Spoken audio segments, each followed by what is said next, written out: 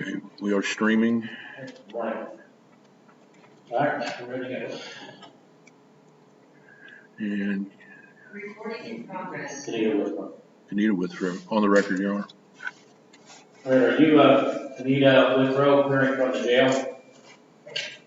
All right, there are two cases here, both involving Ms. Withrow, 20 CR 11 and 20 CR 98, State of Ohio versus Anita Withrow. Ms. Withrow is appearing from the Justice Center via Zoom. Her attorney is Captain Hattner. She's appearing also by Zoom. Appearing by Zoom also represents State Prosecutor Attorney Collins. And Ms. Hattner and your client both agreed to conduct this hearing by Zoom rather than personal appearance in the courtroom.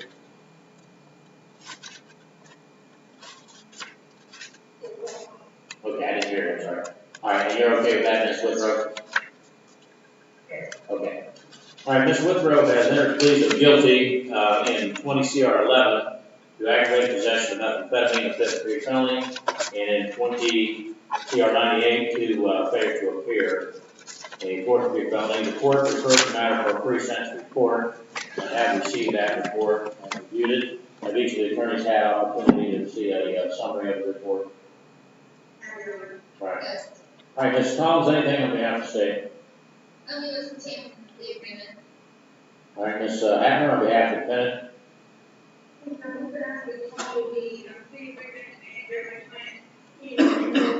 She has reported that she facilities in West Virginia, and so I told him that her issue had find her, and she can get back to make things over at hopefully employment and to be a regular citizen.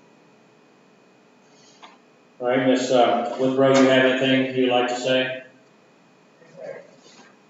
All right, well, I do have a notice from the Recovery Council that there is a bed available for her, which additional treatment is a recommendation, I believe, from the probation department. And that's also based upon the Recovery Council. They said they have a bed available for her upon her release from jail. It's the order of the court, Ms. Withrow, that should be placed on community control in each of these two cases. Under these conditions, first of all, you'll be under supervision of the probation department for a period of 3 years. You'll be required to obey all laws of all jurisdictions, conduct yourself in all body manner at all times. You must report when and as directed, and be truthful in all statements you make to the probation department. You must keep them informed of your residence and place of employment at all times. You may not change your residence without prior permission. You may not leave the state of Ohio at any time without prior written permission. You may not enter upon the grounds of any correctional facility of any jurisdiction nor communicate with anyone who's an inmate in any of those facilities or can communicate with unless you have prior written permission. You may not purchase, possess, own, use, or have under control any kind of firearm, ammunition, dangerous orders, weapons of any type. And because of your conviction for aggravated possession of methamphetamine, you're disqualified from that in both federal and state law, even after you complete your sentence, until you can have that disability removed in the future legal proceeding.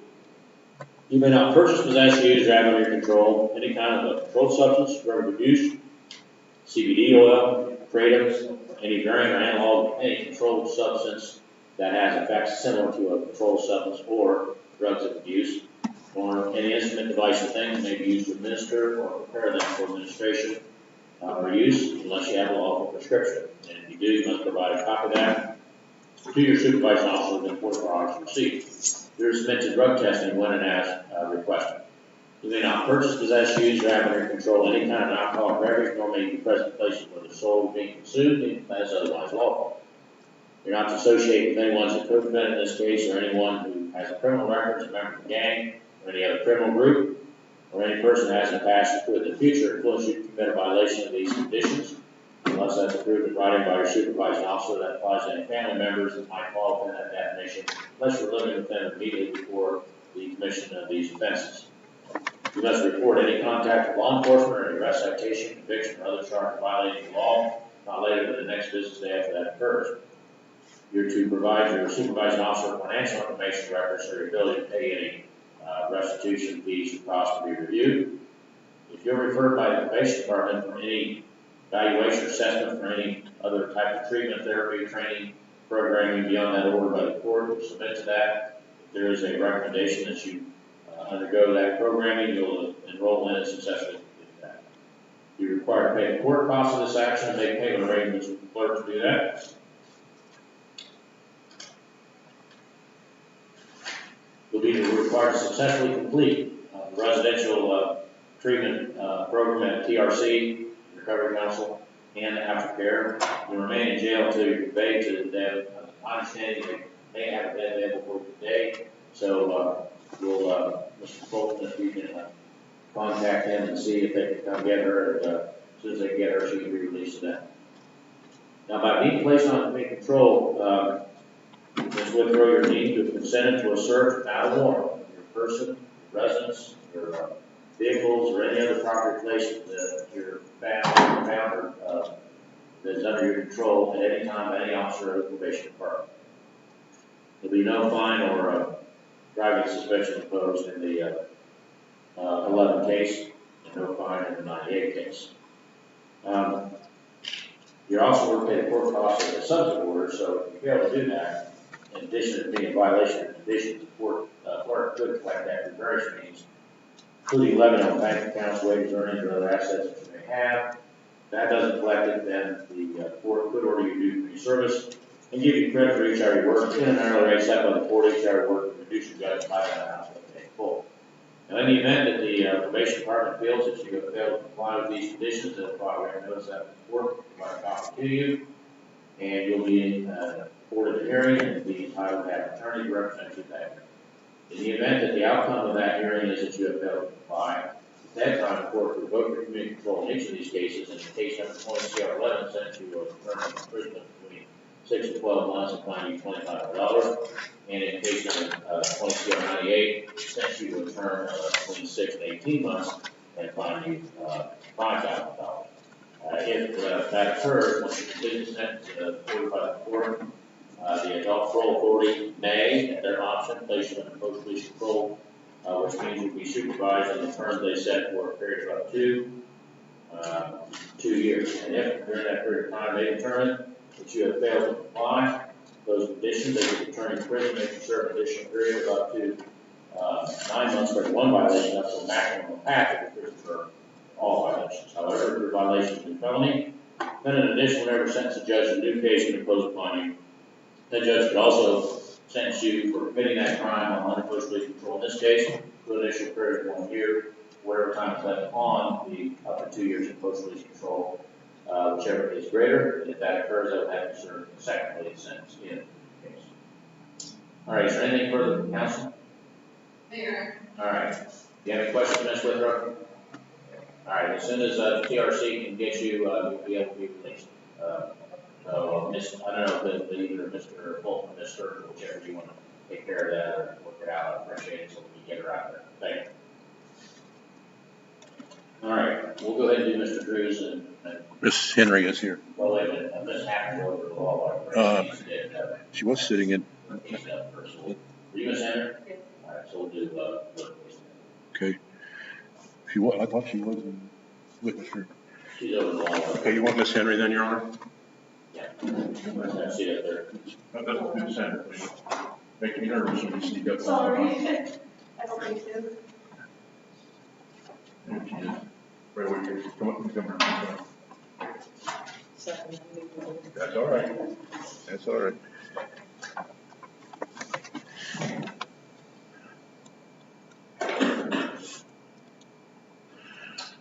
Case number 21 CR 145, State of Ohio versus Lena M. Henry. Appearing on behalf of the state is Assistant Prosecutor Adam King, President Karen Captain Defendants, Attorney Captain Hack. And are you Lena M. Henry? Yes, sir. All right, Ms. Henry entered a plea guilty to attempted burglary, a third-degree felony. The matter was referred to the probation department for a pre-sentence report, and I have reviewed that. And each of the attorneys received a summary of the report. Yes, Your Honor. All right, Mr. King. Thank you, Your Honor. The state is requesting that the defendant be sentenced to a term of incarceration. This is a case where the defendant served essentially as a lookout during the burglary. Upon initial contact with law enforcement, the defendant claimed she was fishing, denied any knowledge of the burglary. It was only after being arrested and transported back to the jail and interviewed by a detective that she finally admitted to serving as a lookout while the two co-defendants were entering the residence and stealing property. Both of the co-defendants that were involved in this case have been sentenced to a term of incarceration. So based on all that, it is the state position that a term of incarceration is appropriate in this case. Also, there is restitution in the amount of $1,700 to Brad Miller, and that was joint and several of the two co-defendants, Robert Woodruff and Steve Evans. Thank you. Thank you, Your Honor. Your Honor, Mrs. Henry has no prior felony record, and that is in contrast to the co-defendants, Mr. Woodruff and Mr. Ayers. Mr. Ayers in particular has a very lengthy record. I believe Mr. Woodruff does also.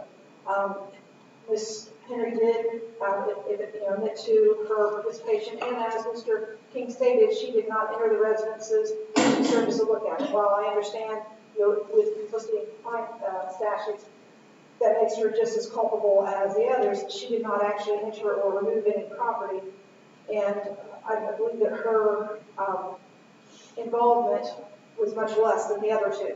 And because she has no prior record, I quite frankly don't think that they should be treated the same. The others have prior records, and they were sent to prison. Ms. Henry does not. I also think that she will be successful in community control. She lives in Urbana, but she has come down here to meet Mr. Arjuna and reported to him. And I believe that she will be compliant with community control. We would ask that we give her that opportunity.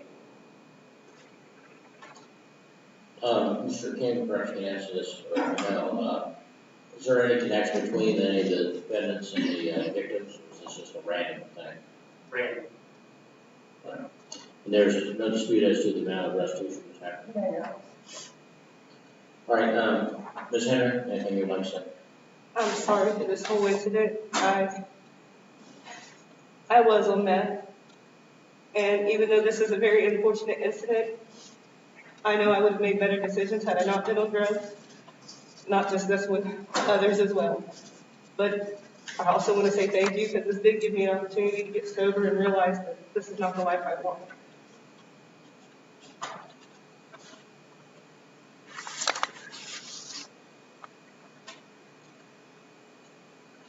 Well, the court has great concerns about any kind of involvement that this was. And, there are differences, as you've currently pointed out, between the co-defendants. But on the other hand, you also have the same legal culpability, because even though you did go into the law, if you're involved as a aider and abettor, or which is basically what this is, acting as a lookout,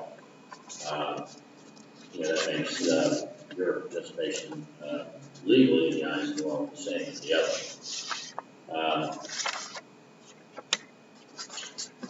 So that's a real struggle for me. You do have no prior, your previous involvements very minimal to your first felony conviction. You have done reasonably well on your pre-trial supervision.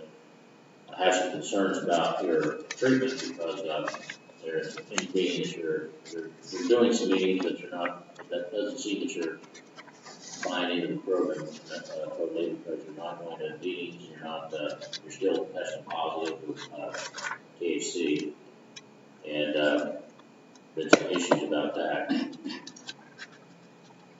So one way to do is this. I am going to grant you community control, put you in a supervision and probation program for a period of 3 years under these conditions. First of all, you're going to be required to successfully complete the STAR book. And I think that there's a need for you to have some cognitive behavior therapy and education in addition to dealing with your drug issues. And you must successfully complete that program. And I can tell you that and that's going to be a residential lockdown 90 and 180 days, depending upon your progress in the program. But you must successfully complete it. Because if you don't, then this court has a 100% record of sentencing people to prison. You don't successfully complete that unless they have a medical issue that they did not cause, such as an illness or something. I had one person who went and broke his hand, hit the wall, and get medical discharge. Well, that was his fault, so that's the same as saying I don't be in the program. So we'll be remanded in custody immediately following this hearing until the bed's available, which at this point is January 12th, a week from today. Now, you'll be required to pay all laws of all jurisdictions, conduct yourself in all abiding manner at all times. You must report when and as directed, be truthful in all statements you make to the probation department, as well as any answers you give to them about questions, 2 questions they ask you about your supervision. You must keep them informed of your place of employment and residence at all times, may not change either without prior permission. May not leave state of Ohio at any time without prior written permission. May not enter upon the grounds of any correctional facility, or communicate with or attempt to communicate with anyone within those facilities once you get out of the STAR program, unless you have written permission from your supervising officer. You're not permitted to purchase, possess, own, use, or have under control any kind of firearm, ammunition, dangerous ordnance, weapon, or any other type, and that is also a disability, a legal disability that will follow you once your sentence is complete, unless it'd be a violation of under both federal and state law, unless you have that disability removed in a future legal proceeding. You're not to purchase, possess, use, or have under your control any kind of controlled substance, and that's one of the issues you seem to be struggling with pot, and it's still illegal. And also, it interferes with recovery for people who are past substance use disorder. So you're not to have any controlled substance, drug abuse, CBD oil, kratom, any variant or analog of any controlled substance or drug abuse that have effects similar to those items. May not have any instrument, device, or thing that may be used to administer or prepare those for administration unless you have legal prescription, a copy of which must be provided to your supervising officer within 24 hours of receipt. You're also required to submit to drug testing when and as directed by probation. May not purchase, possess, use, or have under your control any alcoholic beverage, nor be present in any places where the sole will be consumed even as otherwise lawful. Not to associate with anyone as a co-defendant in this case, or any other person has a criminal record, a member of a gang or other criminal group, or any person has a passion for the future influence you to commit a violation of these conditions or a criminal offense. That applies to any family members that might fall within that definition, also living with them immediately before the commission of this offense. After the date of this order, you're not permitted to marry or establish cohabitation and common law marriage type relationship with another person without written permission. Must report any contact law enforcement or arrest, citation, conviction, or other charge of violating the law not later than the next business day after that occurs. You must provide your supervising officer financial information records so you're willing to pay the restitution fees and costs to be reviewed. If you're referred by the probation department for any evaluation, assessment, further treatment, therapy, programming, counseling, etc., you'll submit to that. If there's a recommendation that you undergo that programming, you're to enroll in and successfully complete that. Pay the court costs of this action and make payment arrangements to that clerk's office. Remain in Holly County Jail until conveyed to STAR, which I said is a you can pay restitution in the amount of $1,700 through the assessor account and monthly payments to be arranged once you complete this. You are successfully complete STAR and any aftercare. And again, successfully means 100%, doesn't mean 90 or 95 or 99.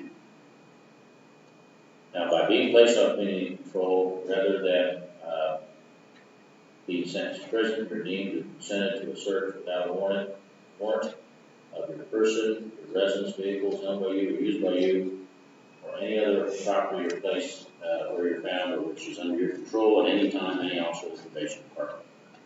Will be fine imposed. Restitution of $1,700 is ordered to be paid to Brad Miller through the victim witness escrow account, and you'll pay any fees that are charged by the search.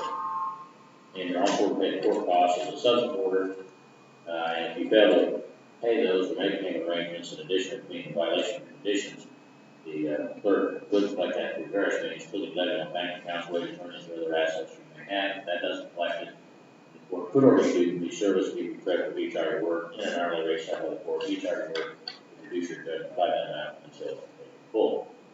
Now, in the event that the probation department feels that you have failed to comply with these conditions, they will file a written notice of that with the court, serve a copy on you. You'll be entitled to have a hearing and be represented by an attorney at that hearing. In the event that the court finds that you have failed to comply, and at that time the court will revoke your community control and sentence you to a term of imprisonment of between 9 and 36 months and fine you $10,000. If that happens, then upon completion of that prison term, the adult parole board, as part of the sentence, may, at their discretion, place you under post-release control for a period of up to 2 years, which means you'll be supervised on the terms they set by a parole officer. And if during that period of time they determine that you have failed to comply, then they can return you to prison, either you serve the entire term set by the court, for an additional period of up to 9 months for any one violation, of the maximum of half of your prison term imposed and served from the court for all violations. But if you commit a new felony, then in addition to whatever sentence the judge in the case imposed upon you, the judge can also sentence you to an additional term of incarceration for committing that offense under what is post-release control in this case.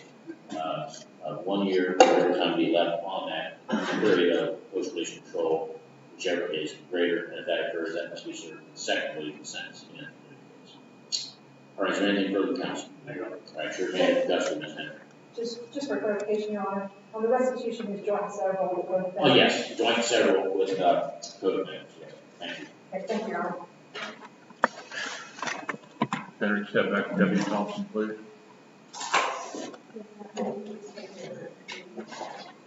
We're going to try to start the pre-trial at 12:45 so we can get your name to get downstairs. So, thank you, Your Honor, I appreciate that.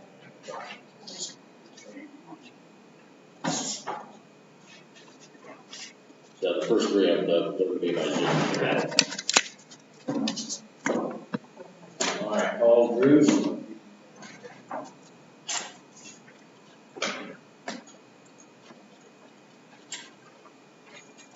Okay.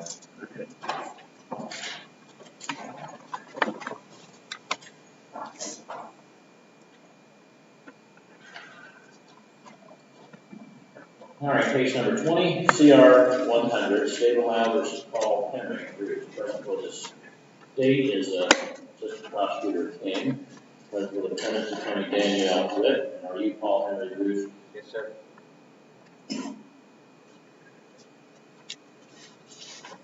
Sergeant is also here on behalf of the probation department. Defendant entered plea guilty to aggravated possession of drugs, violation of 2925, 11, right to 53 felony. You can go, Thompson, thank you. And was granted intervention to a conviction back under 2020.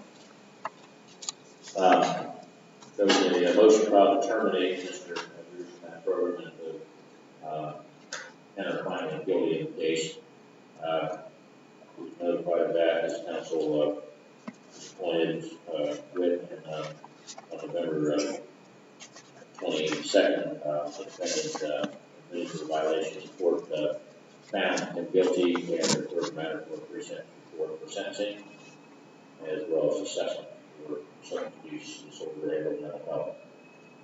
The court has received the pre-sentence report, and I've reviewed that, and each of the attorneys had an opportunity to review a summary of the report. Say that. Yes, Your Honor. All right, Mr. King, on behalf of the state.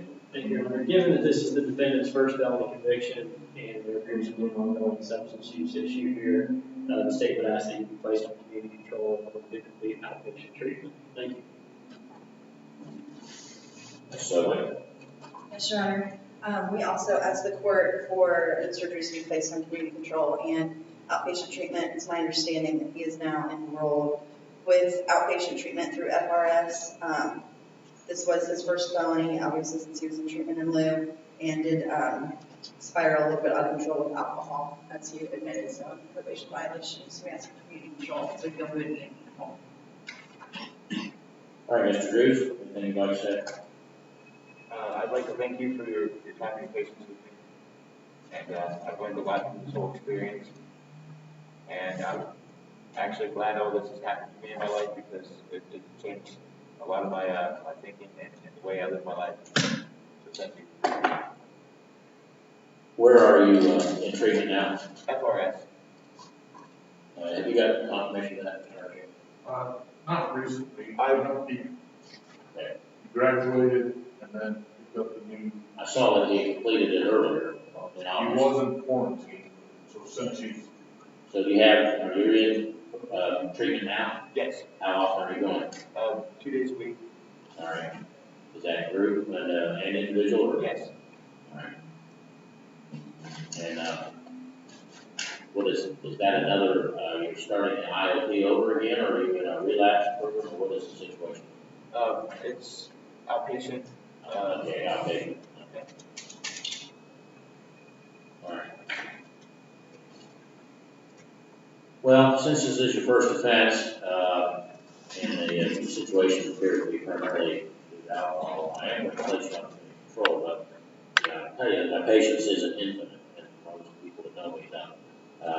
So you need to understand that you turned what could have been a dismissal into a criminal felony conviction now because of your problem, and you committed your offense apparently on the 21st of August, and you completed the program, the original program, FRS at the 29th.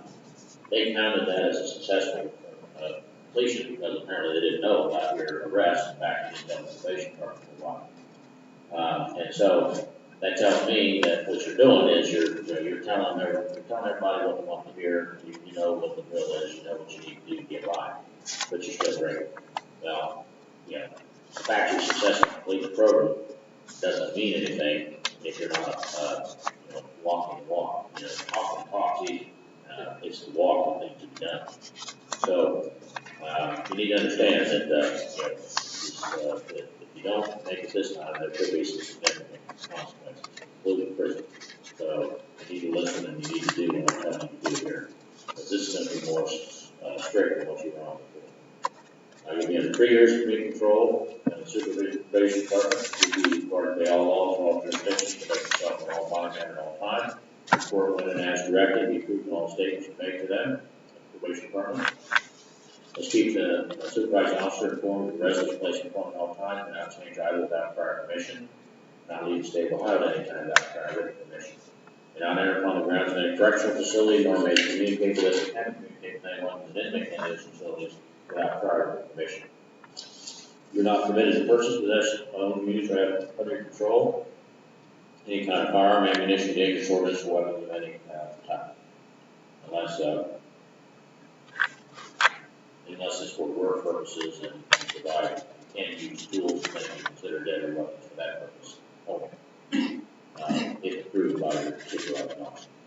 You're not permitted to purchase, possess, use, or have under your control any kind of controlled substance, drug abuse, CBD oil, kratom, or any variant or analog of any controlled substance that's in fact similar to those for drugs abuse, and any instrument, device, or thing that you can use to administer them, prepare them administration, and a lawful prescription, and it must provide a copy of that within 24 hours of receipt to your probation department. You must submit to drug testing when and ask the question. Includes alcohol testing. You're not to purchase, possess, use, or have under your control any kind of alcoholic beverage, nor to be present. They need to be present in places where they're sold or being consumed, even if otherwise lawful. You got to drink. You're not going to go to bars. You're not going to parties for people to drink. Even family get-togethers. If your family wants to drink beer or wine with their meal, then you tell them, I'm sorry, I can't come, because it's being consumed there. Because your problem is drinking. There's no question about it.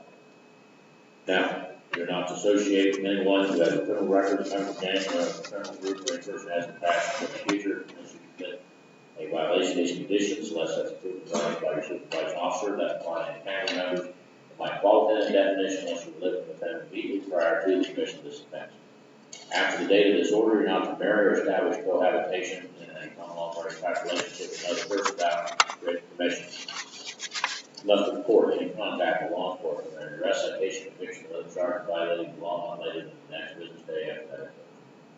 Then provide your supervising officer financial information records so your ability to pay any fees and prosecutor review. You're referred by the probation department for any further evaluation, assessment, any further treatment, therapy, counseling, training, etc. We'll submit to that for a recommendation and undergo any additional programming which will only successfully complete that. Pay the court costs of this action and make payment arrangements with the clerk's office. And are you employed now? Yes. Okay, full time? Right now it's seasonal. Okay. All right. Will be put in order because we didn't have any proof that you were in treatment. So the order should be assessed for substance use disorder that applies to any recommended treatment recommendations. Since you say you're in it, you need to provide proof of that to the probation department, sign up or release information so they can give progress reports to the probation department. Now, by being placed on community control rather than being sentenced to prison, you're deemed consented to a search without a warrant for person, residence, vehicles owned by you or used by you, or any other property placed that's under your control or where you're found at any time any officer of the probation department. Won't be any fine imposed. There won't be any driving privileges suspended. Now, you're also going to pay the court costs of the subject order in addition to it being a condition of your community control that you make payment arrangements to do that. If you don't, then the clerk will collect after various means, including levying on bank accounts, wages, earnings, or other assets that you may have. If that doesn't collect it, then the court could order you to do service, give you credit for each hour you work at the time of the rate set by the court. Each hour you work will reduce your judgment by that amount, so it's full. In the event that probation feels that you have failed to comply with these conditions, then the probation department will notify you in writing of that allegation, provide a copy of the court. You'll be afforded a hearing and be entitled to have an attorney represent you at that hearing. If the outcome of that hearing is that you have failed to comply, then at that time, the court could revoke your community control and sentence you between 6 and 12 months in prison and fine you $2,500. If that happens, once you complete the prison term imposed by the court, under the law, the full authority could decide at their discretion, place you under post-release control supervision for a period of up to 2 years. If they did that, means you would be supervised on the terms they set because the court's not involved with that.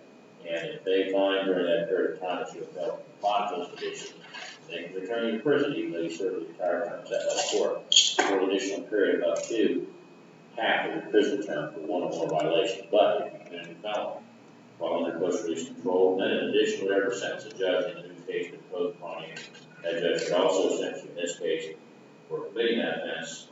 To sentence you to an additional period of time, in that case, for committing that offense while under post-release control, in this case. And that sentence would be 1 year or whatever time left on the 2 years of post-release control, whichever is greater. If that occurred, that would have to be served consecutively to the sentence in the case. All right, so anything further to counsel? All right, and Mr. Arvin will tell you when to report that information. You'll be under different conditions and have different probation officer. All right, thank you. Thank you. All right, so our next one is at 10 o'clock. Do you want to go on the record on Williams? Kevin Williams, the COVID. Okay. All right. Next one's 10. All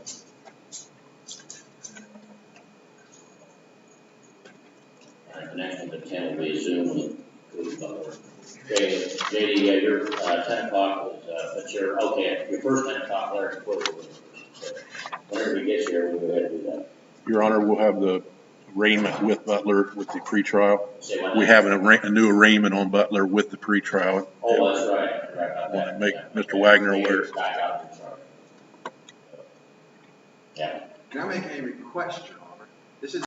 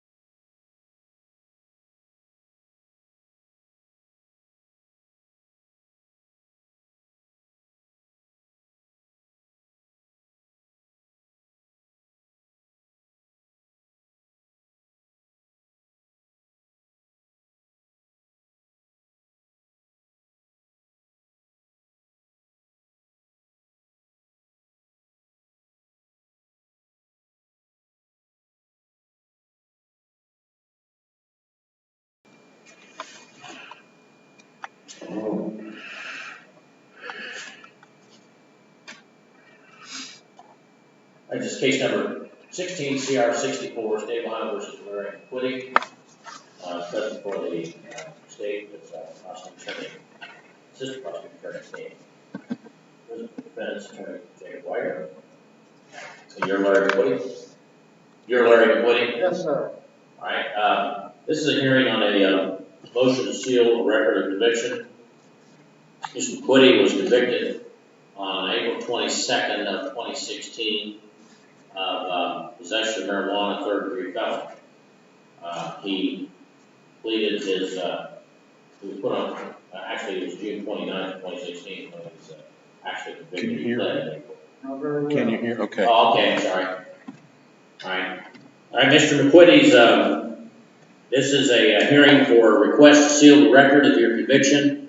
You were convicted back on June 29th of 2016 for possession of marijuana, and you completed your community control. And the motion was filed by Mr. Wagner to seal the record on November the 9th. The court ordered that it did get an investigative report, and I have received that. Now, Mr. Wagner, you want to speak to your motion? Your Honor, we just simply ask that the court grant sealing this record. I think he does qualify. This was a scenario, there was some merit. We don't see these much, but I guess we do, I don't know. Marijuana grow operation. He's been compliant, no prior felonies. I think it's tailor-made with the statute. Had in mind about sealing record, Your Honor. That's all, sir. All right, anything from the state? State has no objection, Your Honor. All right. Okay, Mr. McQuitty, this was your only felony conviction, and you did complete your community control probation successfully. And so the court is going to grant your motion and seal your record. The record will file an entry that will be sent to all of the agencies that have the record. It will be sealed here at the courthouse, and it will be put in an area that no one else is allowed to see. And then in the future, if you're asked if you have a felony conviction, you can say no because it's sealed. The only way it can ever be reopened is if you were charged with another felony in the future, in which case then it could be inspected by the court, the probation department, and the prosecutor for that purpose only. It'll take probably about 30 days for all these things to be sealed. One thing it does not seal is any records that are in a private company's hands. So if you've had a record check or a background check, credit check, if it's in there, they are not affected by this order. But if it comes up in the future, you're going to get a copy of your entry that seals your record, and you want to make sure that you keep that in a safe place so that you can only make copies of it to give anybody if it comes up in the future. Okay? Yes, all right. May I inquire, and I can look it up on my own, I guess I should. How does this affect an individual with disability as far as a weapon? It's sealed. Okay, because he had some old antique that were removed from the house. Yeah. We were obviously. Once he gets the entry, he can have those. Okay. Disabilities lifted. Okay. I'll let the individual know who has his weapon. Yeah. Thank you, sir. Because it's as if it never happened. Thank you, sir. All right. Okay. Good luck, Mr. McQuitty. Thank you. Thank you, Your Honor. Larry, if you have any questions and want to stick around, I'll be out in about 5 minutes. All right, Larry. Okay, I guess we're supposed to go back on the 10 o'clock here to Mr. Butler. Cody Butler. Also, Your Honor, in the indictment, Ben could not find the arraignment sheet. So okay. he called downstairs, but I don't think they sent another one up yet. So. Okay. Yeah, Butler's going to be by Zoom. Yes, sir. And let's see, here's the new charge. Wait a minute.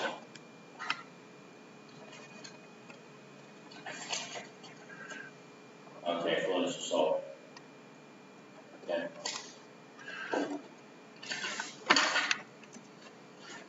The pre-trial is on trespass. For Tuesday.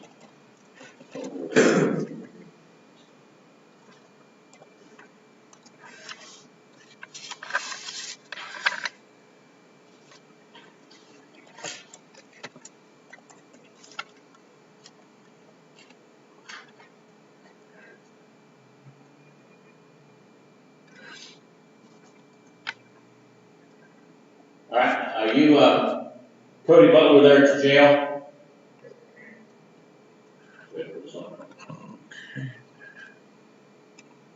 Recording in progress.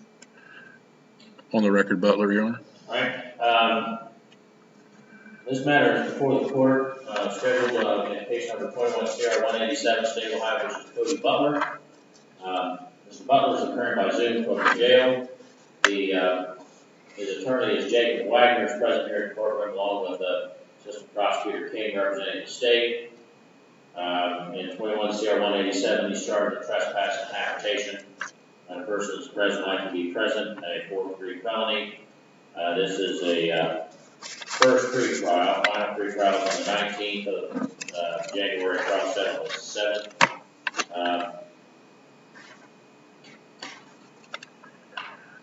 Let's see, the discovery was provided by the state, and Mr. Wagner, have you provided your discovery yet? I don't believe that, so. You by final pre-trial, you anticipating a pre-trial motion? Not at this point, Okay. but I also have to file by that time. All right, and is there a written plea offer on this case? Yes, we've got one, Your Honor. My client's unaware of it. I was just waiting until today's arraignment, new charges to explain everything. All right. Okay, then with 21 CR 204, Mr. Butler was indicted yesterday by the grand jury on a charge of felonious assault, second-degree felony, allegedly now about December 1st of 2021. He knowingly attempted to cause or attempted to cause physical harm to Doug Peterson by means of a deadly weapon, with a Glock 42 handgun. And then count 2 is that he did receive, retain, or dispose of a Glock 42 firearm that was property of Daniel Cope. Only have reasonable cause to believe that taking commission theft. That's a 4th-degree felony. Mr. Wagner, you're aware of this indictment? I guess so, I read the description. All right. And I believe Mr. Butler, you filled out your financial disclosure form here. I'll hold it up to the camera and everything on that form, correct? There was none. We could not find one. Huh? A arraignment sheet. Hold on a second. The arraignment sheet, we could not find it. So if you have one there in your file to do, a blank one.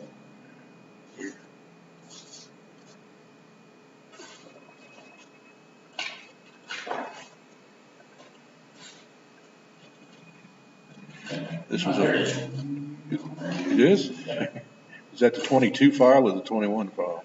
22. That's why, it's case 21. Okay. Good catch. All right, then the court will find that Mr. Butler is entitled to counsel, and will appoint Mr. Wagner to represent him in this matter. And how does your client plead, Mr. Wagner? Not guilty, waive the reading, Your Honor.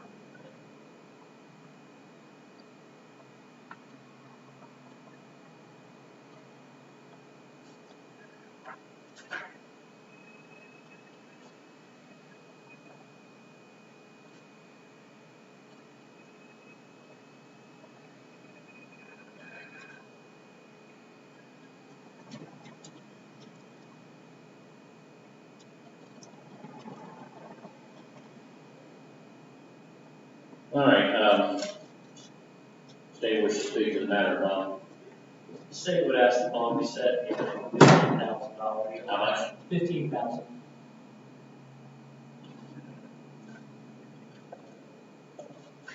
Mr. Wagner? Your Honor, obviously we would ask for any type of bond reduction. I know there's obviously caution, multiple indictments now. Just the reason being, Your Honor, this case appears that it's on the fast track due to time limits. Obviously, my client was able to get out and slow it down on me a little bit. But again, I understand the multiple indictments does give you full caution.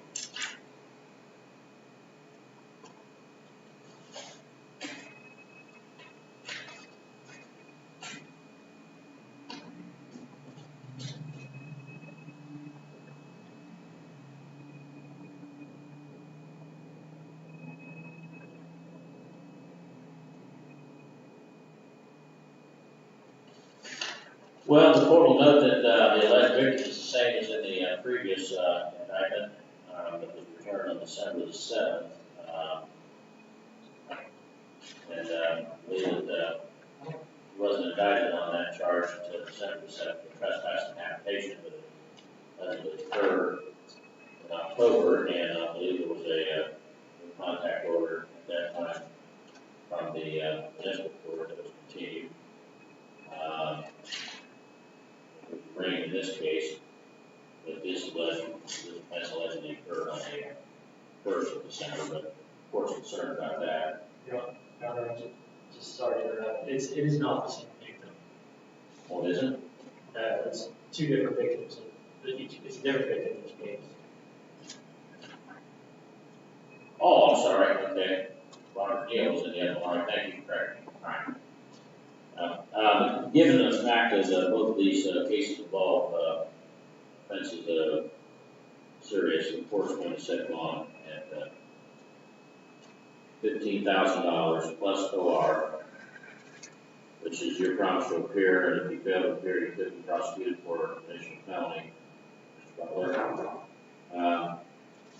If you make bond, you'll also be required to pay $171 deposit for certain fees prior to release. If you make bond, you'll be under pre-trial supervision in the probation department on 17 East Main Street. You report there immediately upon release if you make bond, and you'll be required to report to them once a week, 4 weeks, and after that, as they determine if you're in drug testing, they're working by phone with the home cell employer, and no contact with alleged victims. Recommended by probation to evaluate for substance abuse, mental health issues, and treatment indicated for enrollment in following or dependency of this action. And also, you've been under house arrest, the same regard the other case, and you have to be at all times unless you're working with the from work. Medical appointments, court proceedings, in this or any other case, appointment with an attorney or probation officer, in this or any other case. And if you fail to comply, then the court should have you taken into custody until further order of the court.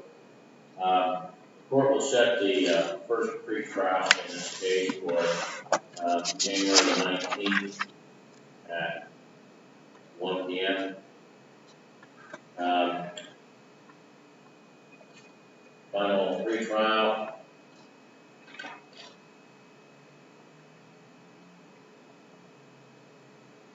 The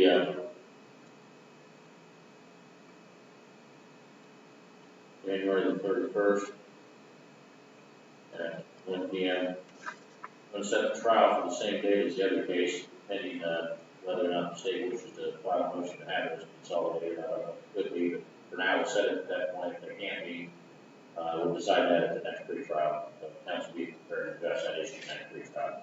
And if that can't be done, then we'll set it later in February. All right. Anything further? All right. Your attorney can talk to Mr. Mother. Thanks. No, since his attorney was here, we don't have to have one. Yeah. Thank you.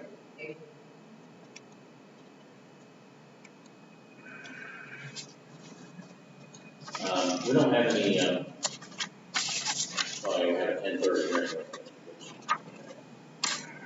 Right.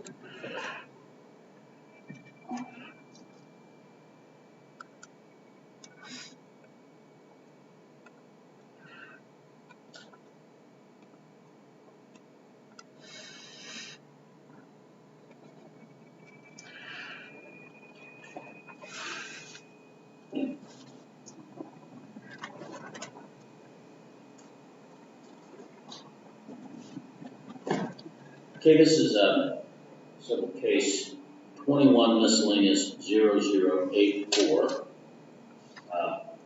Henry Wesley Gibson, a petition for a certificate of qualification for employment that was filed back on November 4th of 2021. And you are Wesley Gibson? Yes, sir. All right, Mr. Gibson is appearing per se, and Mr. King is appearing on behalf of the state. The petition indicates that the request was based on a job opportunity, said it's rather here a few minutes ago. And that involved something else and I lost my place.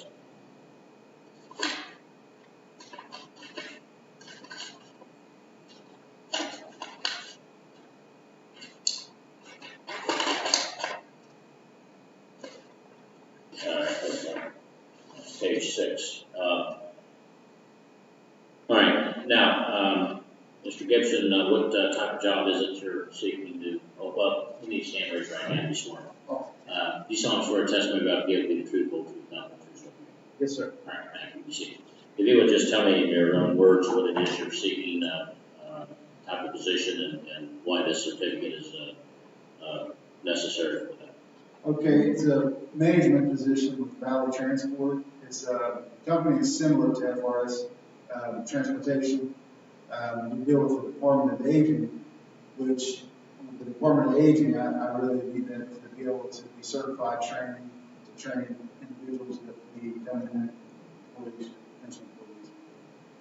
All right, and the name of the company is what? Valley Transport. Valley? Valley with a V, Valley. V-A-L-L-E-Y? Yes, sir. And where are they located?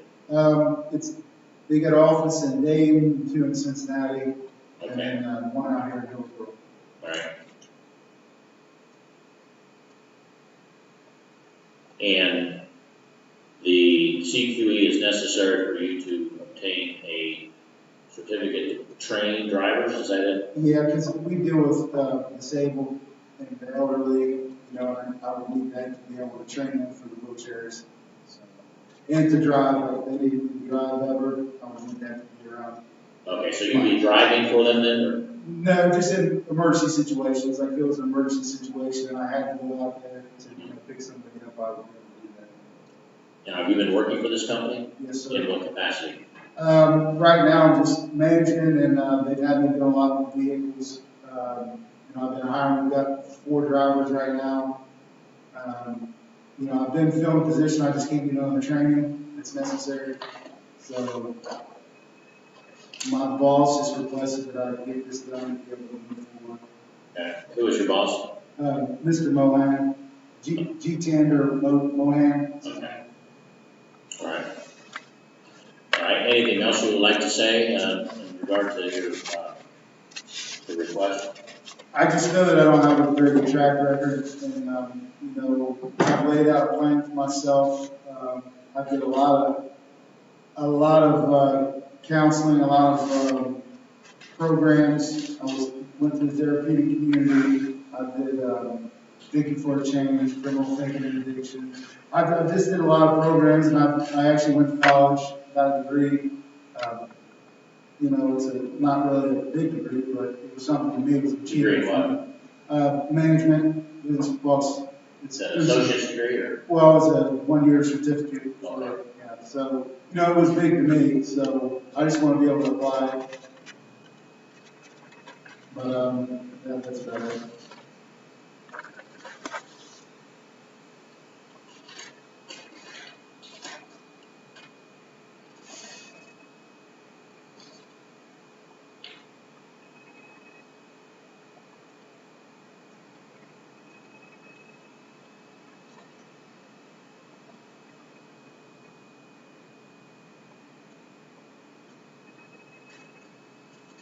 See, when was the last, when were you released from custody in your last sentence? 2019, May of 2019, I believe. What time? May of 2019, I believe. And were you on Yeah, community control for Brown County. And are you still there? No, sir. But I actually, they terminated me early. When was that you were terminated? I don't have the date now. I want to say about 3 months ago, 2 months ago, something like that. I don't have an exact date, I'm sorry.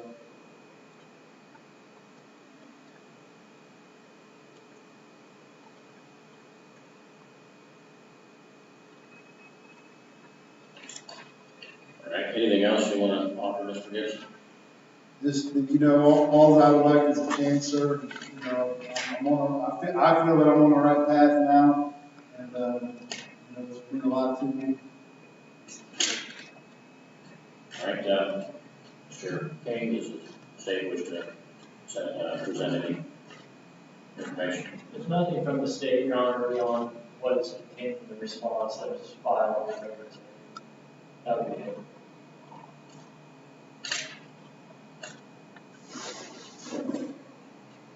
According to the records here, I believe we still have court costs in 02 CR 78 and 12 CR 74. Have you been in touch with the clerk about those, Mr. Gibson? I was not aware, what is this through Two this previous court? felony convictions in this case, in this court, yes. Yeah, I wasn't aware of that, sir. If I was, I mean, it's been so long now. Yeah. But I will take care of it, if that's, All right, and then, let's see. The probation department indicates that you owe $328.29 in those two cases. You also owe Clinton County Police Board $197.70, Brown County Municipal $188, and then the others, Franklin County are all paying. Middletown Municipal is the $95. All right. Let me check here or something.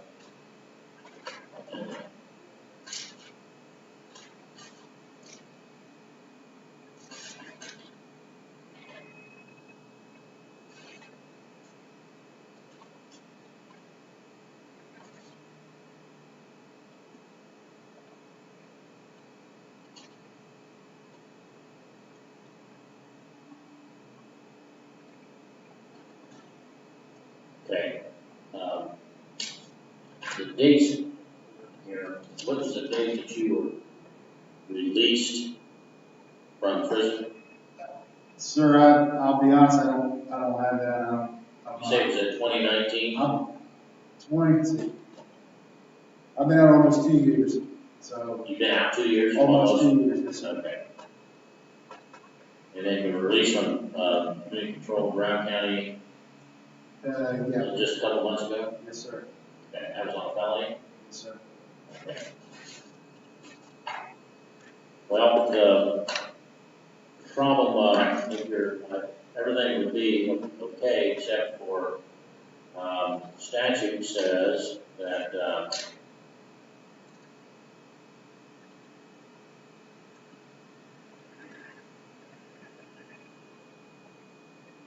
you're rebuttably presumed to be eligible if the application is filed after the expiration of the waiting period in B4. And that period, B5 I should say, that period is 3 years since the release from any period of incarceration in a state or local facility, or if not, 3 years since the date of final release from other sanctions, which would be community control.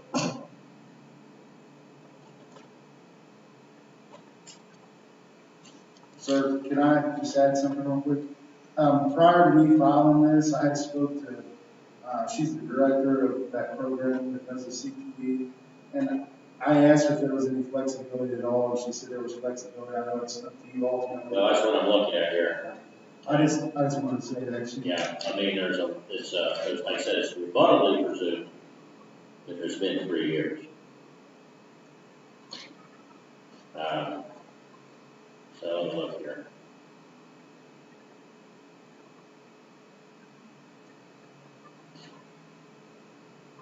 So there's not a rebuttable presumption, that's basically, I think, is the issue. And that means that, doesn't mean it's not eligible, it just means there's not a presumption in your favor because of that. Fine. All right, so.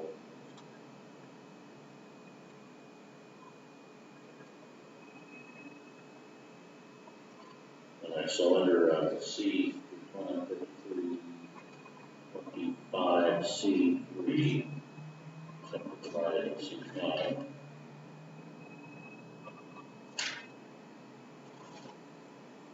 Materially assist in employment or occupational license, financial need for relief, question of life, transportation, not posing unreasonable risk, safe public or individual. So those three are all met.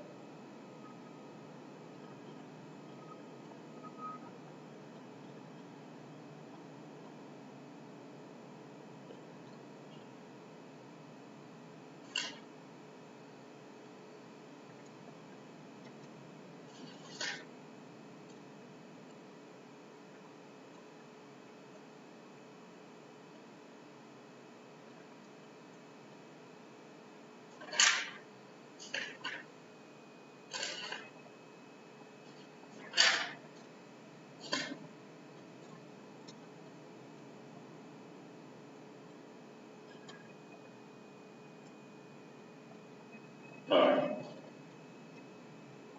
I should look earlier. 2953, 25, E4 says that an individual may file anytime after expiration, whichever it is the following is after. If it was a felony, 1 year from the date of release from any period of incarceration imposed.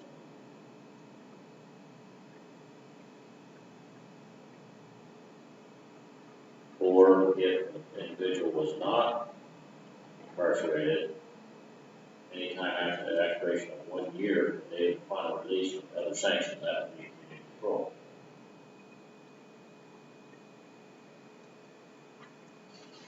That was a felony, right? Yes, sir.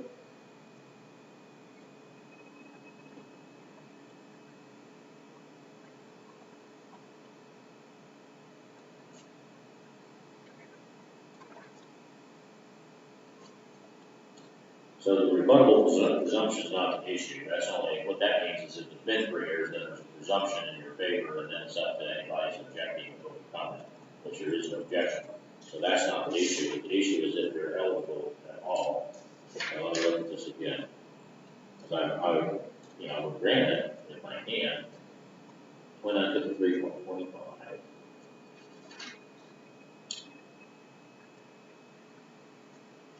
E4 says accepted provided B4D. B4D is okay. The DRC may establish criteria by rule adopted under Chapter 119 that is satisfied by an individual, allow an individual to file a petition before the expiration of 6 months and 1 year from the date of final release, whichever law.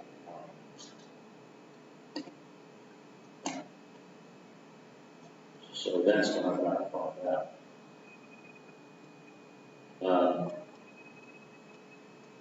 You said you talked to somebody where? She's the director of the whole program of the CQE. Okay. I don't know her name, I don't know about her name, but I have emails. I'm going to have to do some research on this because I need to look up, these are the administrative rules that provide that, because normally it's, you can file after 1 year if you're released from prison or 6 months after you get off community control. But then there's this exception that says the department, and I think they have, but I've not had this issue before, that would allow the petition to be filed before that period of time. So if you meet those criteria, I will grant this. So I'll have to go ahead and do some research and take this into fight. But if you've talked to somebody up there, I would, again, that's not the law. I still have to make a decision, but it sounds like there have been criteria. In fact, I know there have been criteria. It's just that I've never had any of these had to go ahead and look at those, because the ones that I've received have always been, after the period of eligibility, so. So I'm going to grant it if I can, so, I'll go and do some research. I've got a pretty busy calendar today and tomorrow, so it may be Friday or even, I've got drug court Friday, it might even be next week, but I'll get to it as soon as I can. And, if you meet the criteria that allow you to file earlier than the period of time, I'm going to grant it. But, you, should also, in fact, I'll ask the bailiff to make a copy, you make a copy of this for Mr. Gibson, and that gives you an outline of all the court costs you have in different places. So we also want to see you working so you can get your pay those, as well as, take care of yourself and your family. So, all right, so, I'll take it under advisement and make that decision as soon as I can get it. Okay, all right, thank you. Your Honor. Please rise. I see, well, we have one. We do. We have a Zoom and we have, Zoom. All right, so Adam, are you doing this? You go ahead, Commissioner. Are you doing the Zoom? Most likely, yes. So you want to do the Zoom before the health department case? Wait a minute, let's see. Yeah, they're both set at 11, aren't they? Yeah. yes, Your Honor. Yeah, let's do the intervention.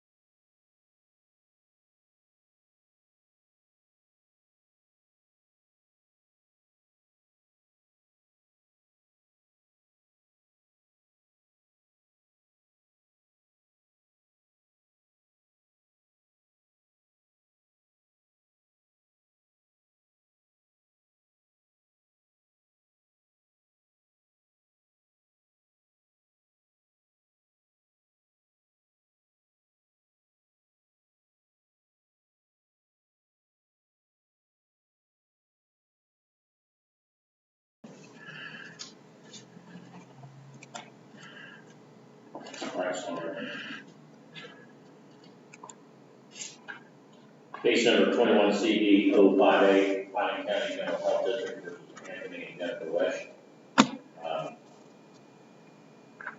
21 CD 058. You are Jennifer Wesh. Yes, sir.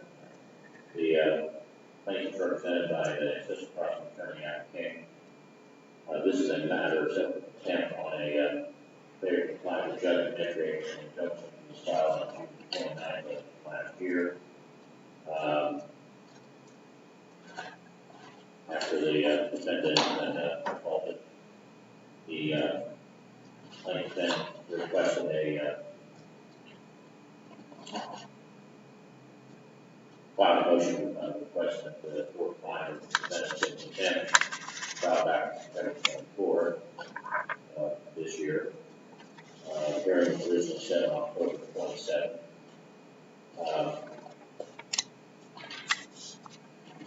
Then the court received a response from Ms. West on October 25th, indicating that they're requesting 60 days before the hearing. So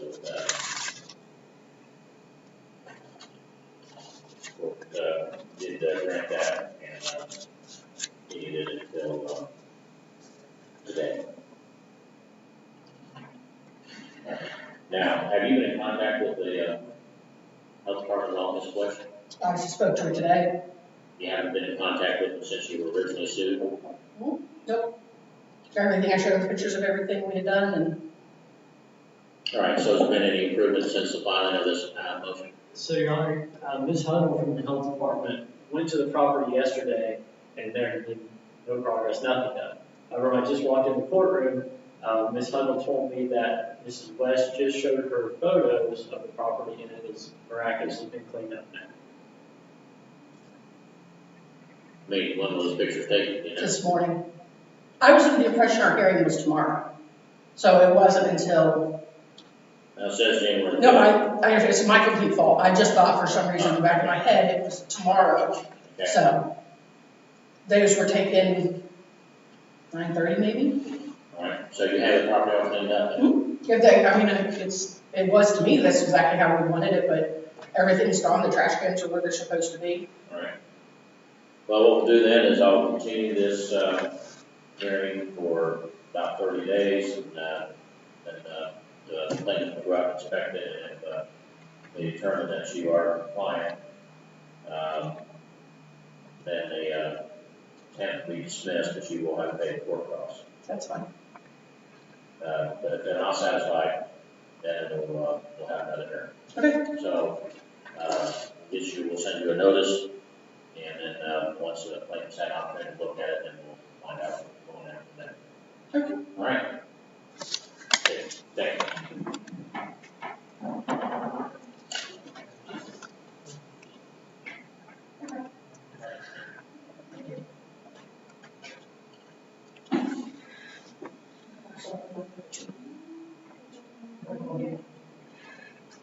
Mr. Kirk, I have not, Mr. McClure is, he's not in custody, is he?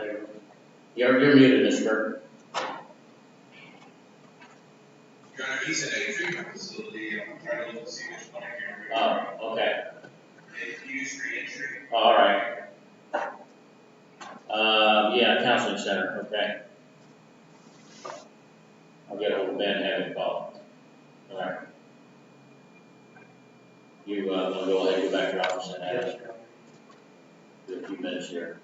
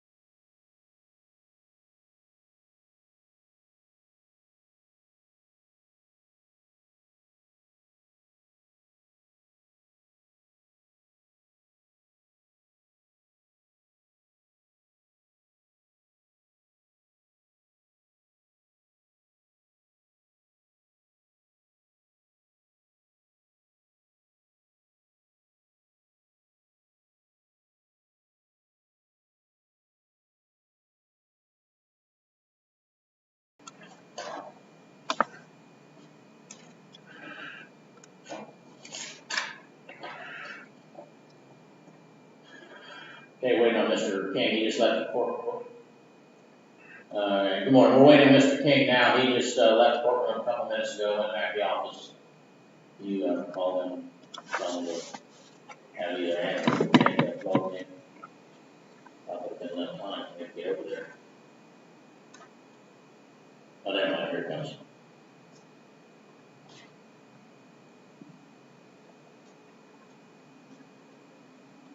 Recording in progress. All right, it's case number 21 CR 152, State of Ohio versus Ryan F.T. McClure. And you are Ryan F.T. McClure appearing on the screen, which has Lexus Lisa Bassat on it. Yes, sir. All right. This hearing is being conducted by Zoom. Mr. McClure is at the counseling center, and his attorney from his office, her on behalf of the state is Assistant Prosecuting Attorney King from his office, and then also Mr. Harjee from the probation department. Mr. Kirk, you and your client both agree that this hearing can be conducted remotely by Zoom rather than having the defendant appear in person before the court. Yes, sir. So you're okay with that, Mr. McClure? Yes, sir. All right. The defendant is charged with receiving stolen property, a 4th-degree felony. He filed a motion for intervention in lieu of conviction on November the 23rd. The court, along with the stipulated questions, the court ordered a pre-hearing report, and I do have that. I did review the report from the counseling center regarding his progress in that program.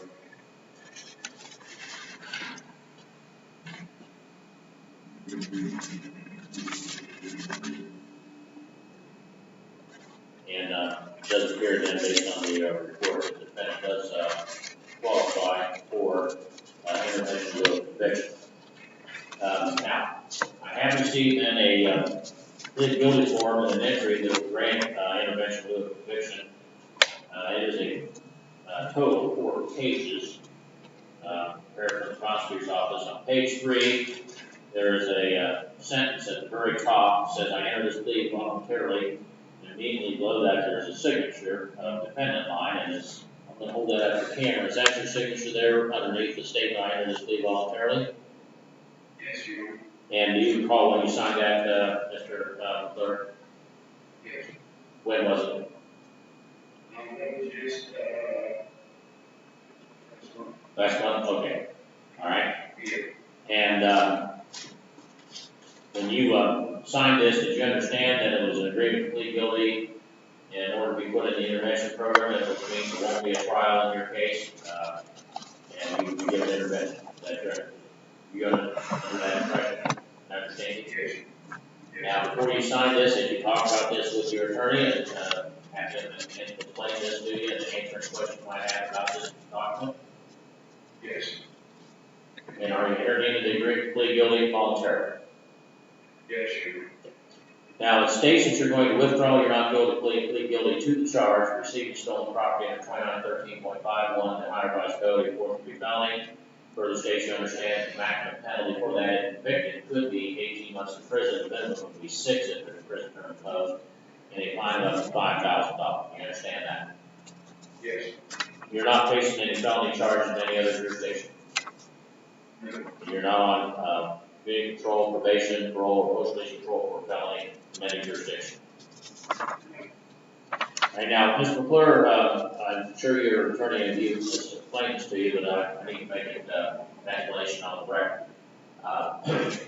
Normally, when a defendant is pleads guilty to a felony charge, or if there's a trial and the person is found guilty, then a sentence is imposed, and that could be community control or probation for up to 5 years. Could be a fine, in this case of $5,000, or it could be a prison term between 6 and 18 months, or any combination of those that the court thinks is appropriate. And then once that sentence is imposed, then that means that the conviction becomes final and you have a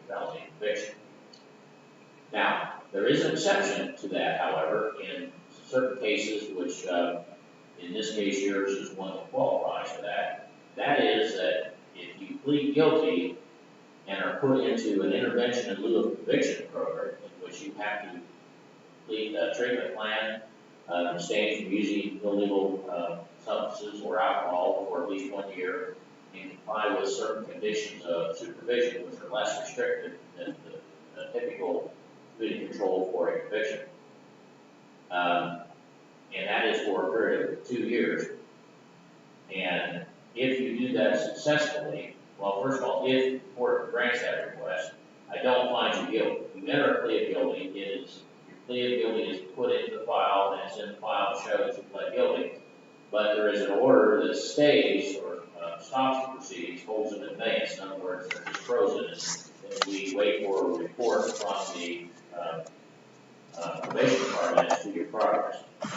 And so therefore, even though you pled guilty, you haven't been found guilty, and you're not convicted yet because you haven't been sentenced.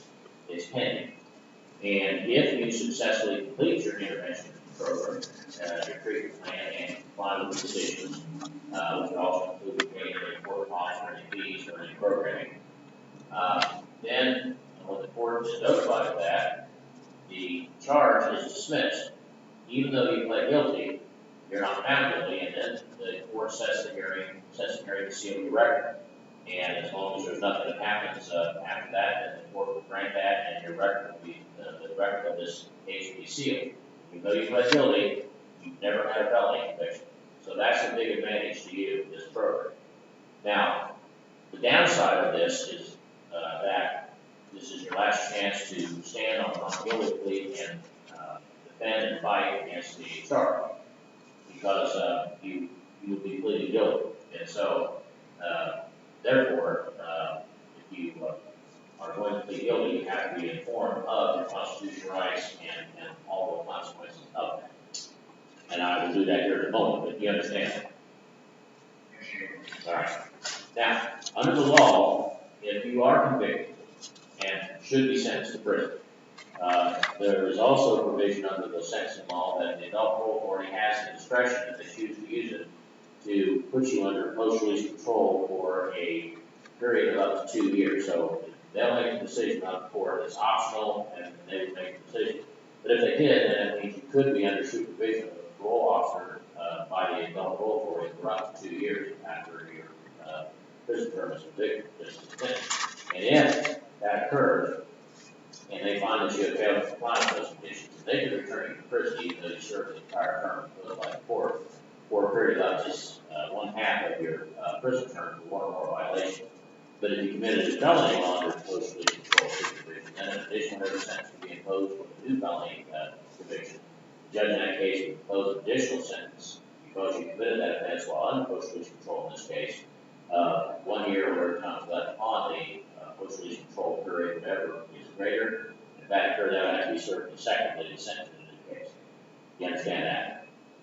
Yes. And now, even if you are convicted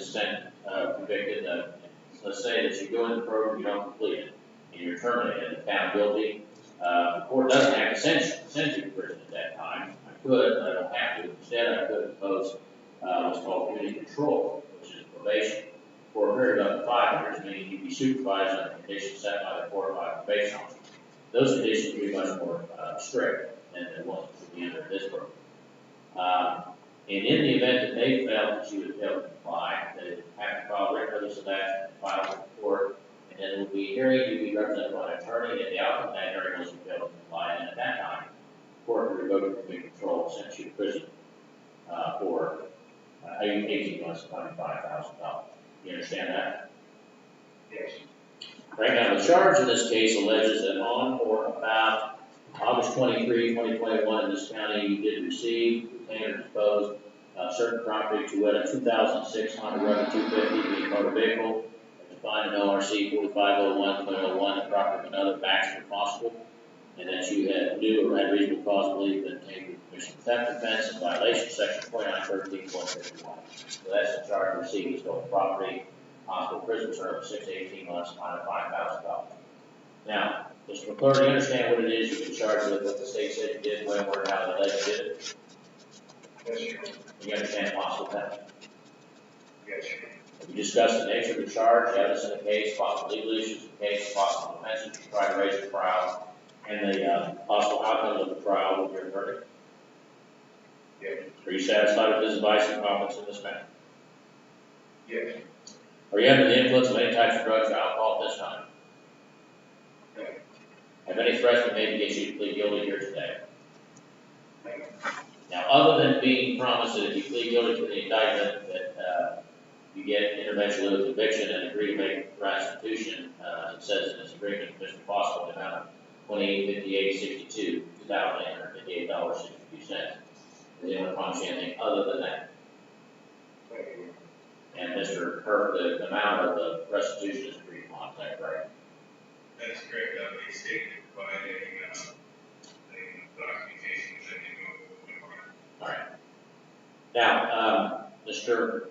Clerk, do you hold any kind of a license or certificate in a state governmental agency that regulates any type of profession?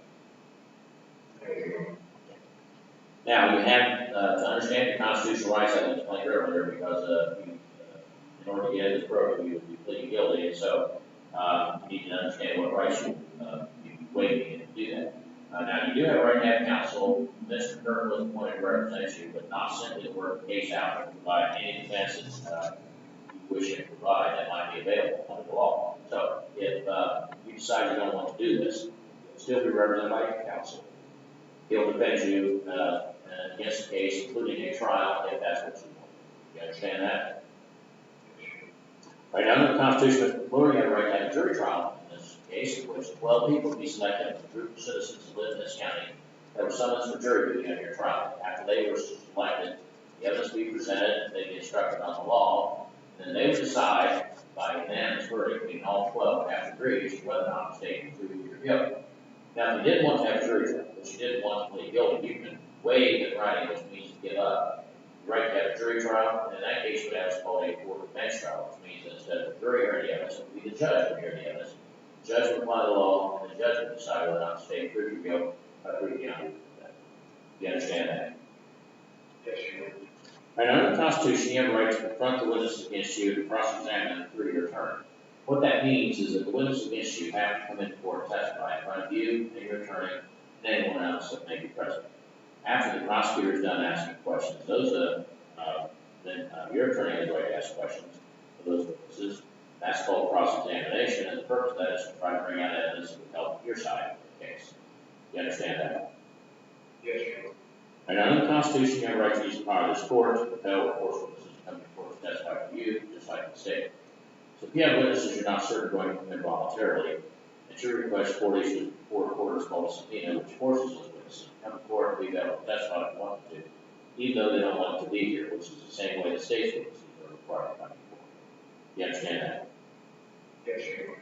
Right now, under the Constitution, you have the privilege against self-incrimination, which means you cannot be forced to give evidence in this matter at any time, including trial. So no one can ever make you testify. The prosecutor can, the judge can, you make that decision. And if you decide not to testify, the fact that you did not testify cannot be used against you in any way by any person at any time in the proceedings. No one's even allowed to talk about it except in one situation, and that is if there's a jury trial and you don't testify. The judge instructs the jury that because that is your right, they cannot consider it for any purpose. You understand that? Yes, sir. Now, under the Constitution, Mr. McClure, you're presumed innocent of this charge, so proven guilty by the state of Ohio on every essential element of the defense charge and proven beyond reasonable doubt. So what that means is that the burden of proof is on you to try to prove you're not guilty. The burden is on the state to prove that you are. In fact, at trial, you're not even required to present any evidence in your defense. You may, but you're not required to. Whether you do or not, the burden of proof will be on the state of Ohio to prove your guilt on every essential element of the defense by proof beyond reasonable doubt, which is the highest burden of proof that's known under the law. You understand that? Yes, sir. Right, now, originally you pled not guilty to the charge that denied the allegations, and the indictment denied that you committed a crime and exercised all the rights I just described. If you change your plea from not guilty to guilty, that is the opposite of not guilty plea. The guilty plea admits the allegations, and the indictment admits that they're a crime, and you committed that crime. And that plea waives up all the rights that I just described for you, except the right to have an attorney, which you always have no matter what you plead. With that exception, your plea of guilty waives gives up the right to have a jury or court trial. Waives gives up the right to confront witnesses against you and cross-examine them for your attorney. Wage is up to right to use the power of the court to compel or force witnesses to be in court to testify for you, just like the state. Wage gives up your privilege against self-incrimination because if you say you're guilty, that's what she finds you. Wage gives up your presumption of innocence because if you say you're guilty, then the state doesn't require, it's not required to prove you. It also wages up your right to file an appeal on any alleged violations of your rights that you feel could have occurred up until this point in the case. Now, if you should at some point in the future be sentenced to maximum term or under certain circumstances, file an appeal, that appeal will have to be filed within 30 days of your sentencing if you're filed. And you understand all that? Yes. Now, and the guilty plea does subject you to sentencing by the court, although that's not the court's intent. You understand that? Yes. Okay. Now, do you have any questions about the charge or possible penalties? You understand? Yes. Have any questions about the constitutional rights of the complaint? You understand? Yes. You have any questions about the intervention program or what's going to be expected of you or what you're required to do and what the consequences are if you don't comply? You understand? Yes. I did say this earlier, but if you need to talk to your attorney about anything, I can put you in into a breakout room where two of you will be the only ones that will be on the screen and hear or see each other, and none of the rest of us will be able to listen or see. So you need to speak with them about anything before we go any further. Do you have any questions at all about what I've explained to you here this morning? Then it's your decision, Mr. McClure, to withdraw your not guilty plea. Plead guilty to the charge in the indictment and in exchange for being put into the intervention program that we just discussed in this plea. Yes. All right, then as to the charge which alleges that on or about August 23, 2021, Highland County, Ohio, you did receive, retain, or dispose of certain property at a 2006 Honda Rebel 250 being motor vehicles defined in ORC section 4501.01, property of another Baxter Foskell, and that you knew or had reasonable cause to believe that obtained with commission of theft offense in violation section 2913.51 of the Ohio Vice Code. Charge of receipt of stolen property at 4-degree felony, carrying possible for a term between 6 to 18 months and fine up to $5,000. How do you plead? Alright, the court finds that on this day of court, defendant is advised of all his constitutional rights made right, tells him all compared with the same of 11, please accept the court. Now, the court finds, based on the report, that the defendant's drug offense and abuse was a significant factor leading to the criminal activity, and that rehabilitation through treatment will substantially reduce the likelihood of any additional criminal activity. He is currently in treatment, certified treatment program at the counseling center. He's otherwise eligible for community control, and he's not a repeat offender, and is otherwise eligible for intervention. And I believe that the investigating officer and the victim of this offense approved this agreement. Yes, sir. Right. Right. Then the court will find that the defendant's plea of guilty will be accepted and filed, but there will be no finding of guilt at this time, and instead the criminal proceedings will be stayed. Then it should be put under community control supervision under the probation department of the term set for this program by the court for a period of 2 years. That includes, Mr. McClure, the requirements you successfully complete the intervention plan, including the requirement you abstain from using alcohol or drugs for a period of at least 1 year. You must comply with all the terms and conditions that are set forth by the probation department and approved by the court. Now, if you copy those, you will be required to successfully complete your intervention plan, obey all those conditions, and if you do that, then upon notice of that, the court will dismiss the case against you. In the event that, and you're also going to pay the court costs. Now, in the event that it's alleged that you have failed to comply, then the probation department will file a written notice of that with the court. It will be served a copy. There will be a hearing. You'll be represented by an attorney. And if the outcome of that hearing is that you failed to comply, then at that time you will be found guilty of the charge. The case will be activated, and then you will be subject to a sentence for a prison term of 6 to 18 months and fine $5,000. All right. Now, that completes the case. You're no longer under the pretrial supervision conditions, which would be under the intervention conditions. And Mr. Argina, the probation officer, supervises that. Is on it. Do you want him to contact you, or are you going to contact him, Mr. Argina? Yeah, Ronnie, if you could call me as soon as we get that process. Okay. All right, anything further, council? There. All right, thank you.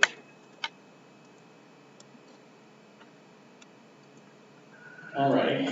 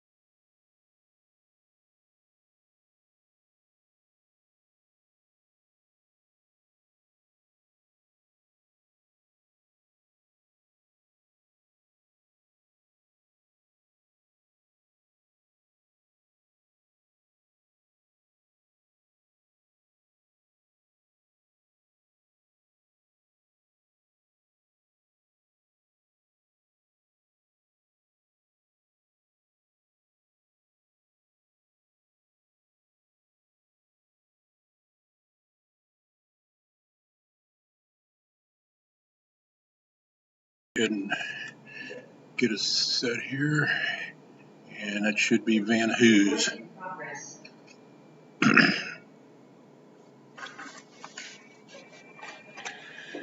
Are you, Brian L. Van Hoos, Jr.? Okay. All right, this case number 21-CR-172, State of Ohio versus Brian Lee Van Hoos, Jr. Mr. Van Hoos, you were indicted by the grand jury back on December the 7th, along with 3 co-defendants. And the charge against, well, 2 cases involving 4 people, and 1 is you only. First count is breaking and entering alleged on or about November 7th, 2021 in this county. You and the other 3 co-defendants did by force, stealth, deception, and trespass in an unoccupied structure, an empty house, at 3853 State Route 136, first winter and theft. So that's breaking and entering. That's a 5th degree felony, carries a possible prison term 26 to 12 months if convicted, and a fine of $2,500. Count 2 alleges theft on about the same date before we did the property owner of Caroline Server property, knowing intending to exert control over various property without her consent, which had a value of less than $1,000. That's the 1st degree misdemeanor, carries a possible term in jail of 6 months and $1,000 fine if convicted. Count 3 alleges that on or about November 8th, 2021, you did impersonate a peace officer, as defined on ORC section 293501, and that you approached the Miami County residence door not claiming to be a sheriff deputy in the county. That's a 4th degree misdemeanor, which if convicted carries possible 30 days in jail and $250 fine. Now you are entitled to have an attorney to represent you, and if you cannot afford to hire one, the court will appoint one for you. And I believe you just got a financial disclosure form. And does everything on this form reflect? It says you're working for Dave Black, but it doesn't say what your income is. I didn't have that. Okay, how much you making an hour of work? 12 now. All right. All right, the court then will find that you are entitled to appointed counsel. And I believe you had Mr. Wagner in the Mr. Court, did you know? Yes, sir. All right, I'll appoint him to represent you and enter a not guilty plea on your behalf. Thank you.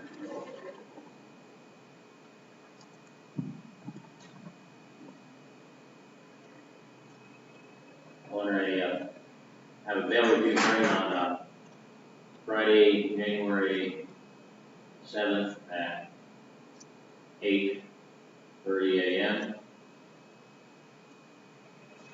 First pre-trial.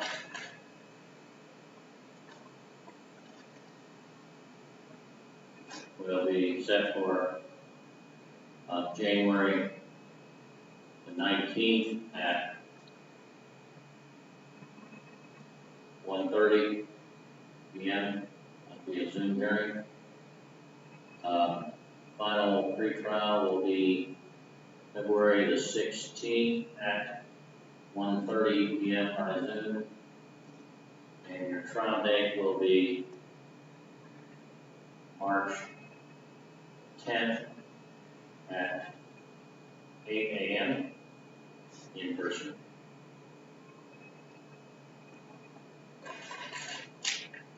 Let's see. Yes. Well, just wait a minute, I'm gonna look at things there.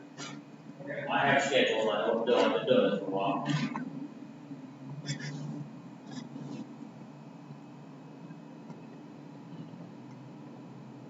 Alright. Well, I don't see that you've never been convicted of a felony, have you?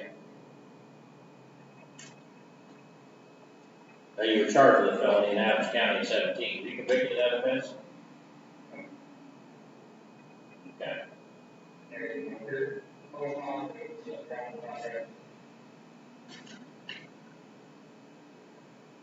Yeah, it was dismissed. All right. Well, I'll tell you what I'm gonna do. I'm gonna do something that's probably not very wise based on your record. I see in your record here, you had 3 warrants for failure to appear, in cases, in misdemeanor cases. One on February 13th of 2018, one on June the 23rd of 2017, and another one on January 31st of 2017. Just be quiet. You don't interrupt me. All right? I'm talking. And I'm not asking for your response or your opinion. I'm just explaining what I'm going to do here. So you need to open your ears instead of your mouth. Now, you've had 3 previous failure to appear warrants issued for you in the past. Nonetheless, I'm going to give you an OR bond. And that is your promise to appear. And if you fail to appear, you're prosecuted for another felony. Another thing that does, so you need to think real careful about what you do in this case, is that if you fail to appear and violate your bond, normally this felony charge wouldn't be subject to a prison term, but if you violate a bond and don't appear, it could make you eligible to be sent to prison. And given my warning to you now in your history, if you don't appear, then there's a real good chance if you're convicted, you're going to go to prison, because you could also then be subject to being prosecuted on the OR for an additional felony of failure to appear. And that's a 4th-degree felony, which carries 6 to 18 months. So you could make this thing much worse for yourself if you are convicted. So you need to make sure you come when you're told. So we're going to vacate that. Officer will need a bond review hearing because I'm giving him an OR.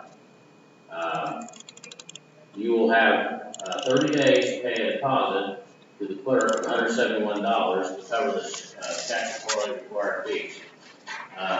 You will be under pretrial supervision of the probation department, 117 East Main Street. So you report there immediately after court.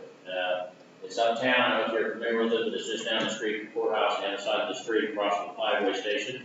You'll be required to report to them once a week for 4 weeks, and after that, as they determine, undergo random drug testing that may order, provide current phone numbers for home, son, employer, not have any contact with the late victim, not have any contact with any of the co-defendants.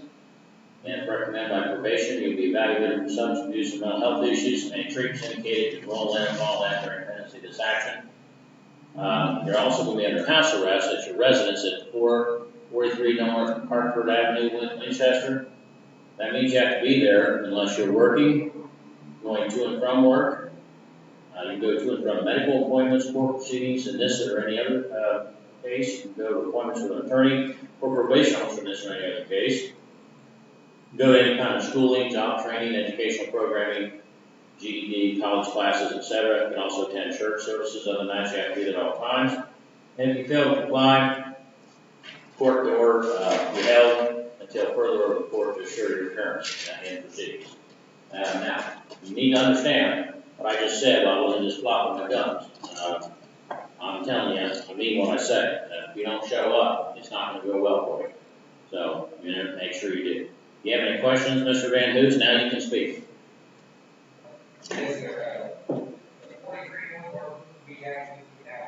Well, why did you list that as your address then? I didn't have another address for this, but I know the address now. Okay, what is it? 2003. Right Road. Okay, Thank you. Winchester. All right, that's where you need to be then. All right, thank you. Thanks, sir.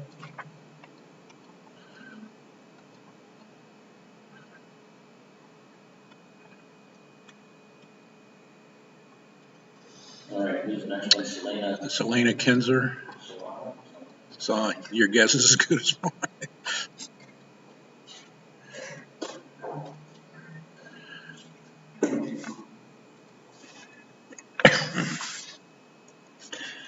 Okay, are you, is it Solana or Selena? Selena Kinzer? Okay, this is case number 21CR202, State of Ohio versus Selena Kinzer. This Kinzer is appearing by Zoom from the jail. You were indicted by the grand jury on on December the 7th, along with 3 co-defendants for breaking, entering, and theft.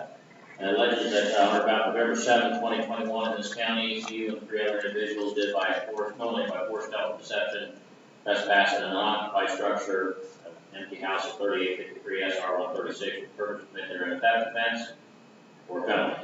And then count 2 alleges that on or about the same date, same county, the 4 of you did with purpose to deprive a careless server of various property obtained for control over that without her consent, and that was valued at under $1,000. So the first charge being is a 5th degree felony carries a possible prison term convicted between 6 and 12 months and fine of $2,500. And the theft charge is a misdemeanor, which carries a possible sentence in the county jail of 6 months and fine of $1,000. Now, you're entitled to have an attorney represent you. If you can't afford to hire one, the court will appoint one for you. I believe you have filled out a financial disclosure form. Is everything in this correct? All right. It says you're, are you self-employed? You have down here under the employment your name. All right. Okay, the court finds that you're entitled to appointed counsel. And this is the first time you've been in court on this charge? All right.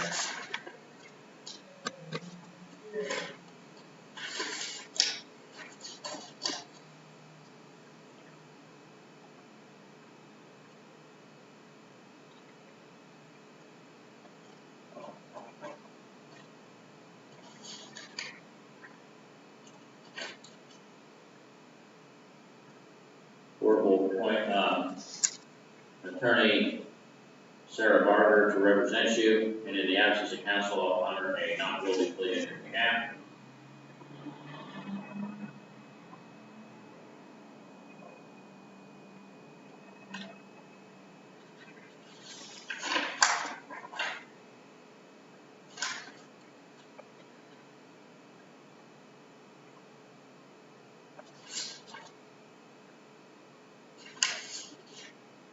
All right, your first pretrial will be set for January the 19th at 1:30 p.m. Your final pretrial will be set for February the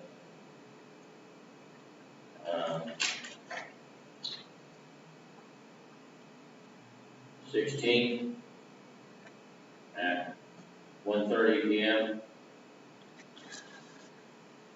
Your trial will be set for March 7th or March 10th at 8 a.m.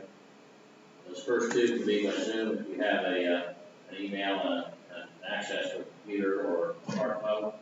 Otherwise, it'll be in person. The trial will be in person.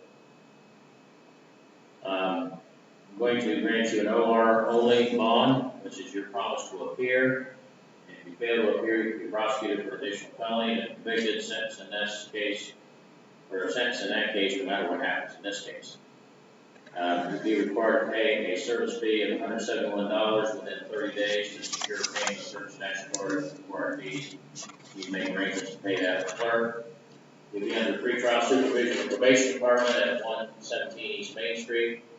You must report there as soon as you get it released today.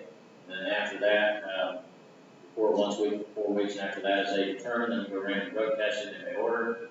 By phone numbers from home self-employers, have no contact with the alleged victim. Have no contact with any co-defendants, including Mr. Van Hoos, which I see you listed as your boyfriend. I know he's got an address on Tri County Highway. You will not be permitted to live there. You'll be evaluated for substance abuse and mental health issues. May treatments indicated if you're willing to follow that for dependency of this action. And you'll need to establish a residence and be under house arrest at that residence, meaning you have to be there unless you're working, going to and from work, medical appointments, court proceedings, in this or any other case, appointments with an attorney, probation officer, in this or any other case, and any kind of school, job training, education, programming. Other than that, you have to be there at all times. If you fail to comply, the court could revoke that bond and have you held until further order. Do you have any questions? Okay. Deputy won't need a bail review hearing since she's getting an OR.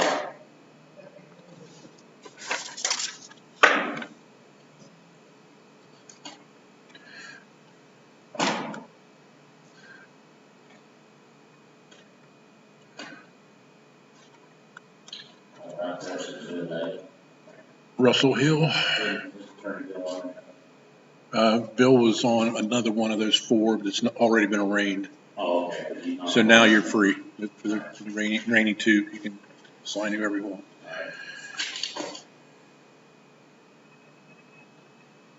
All right, are you Russell L. Hill?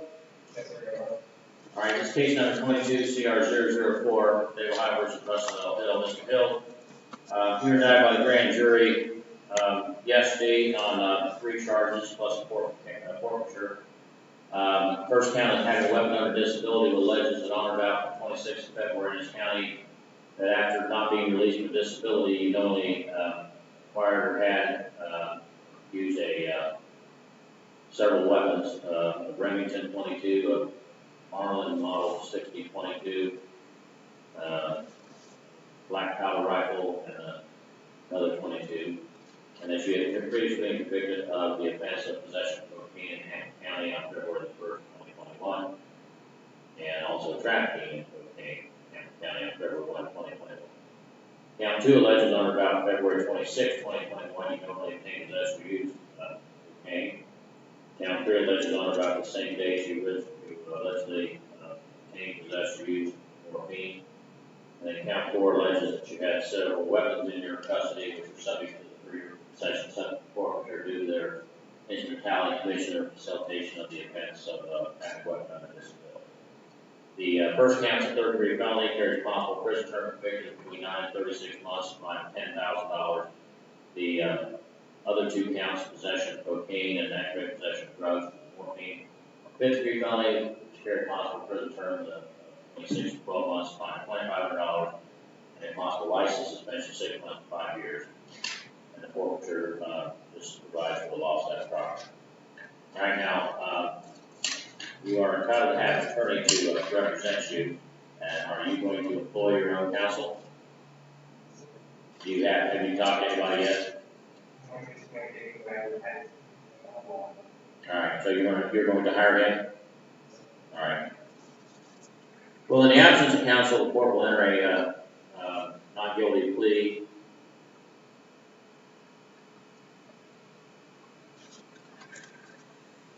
And how soon do you think you're going to be able to employ him, make arrangements to pay him as a retainer and so forth?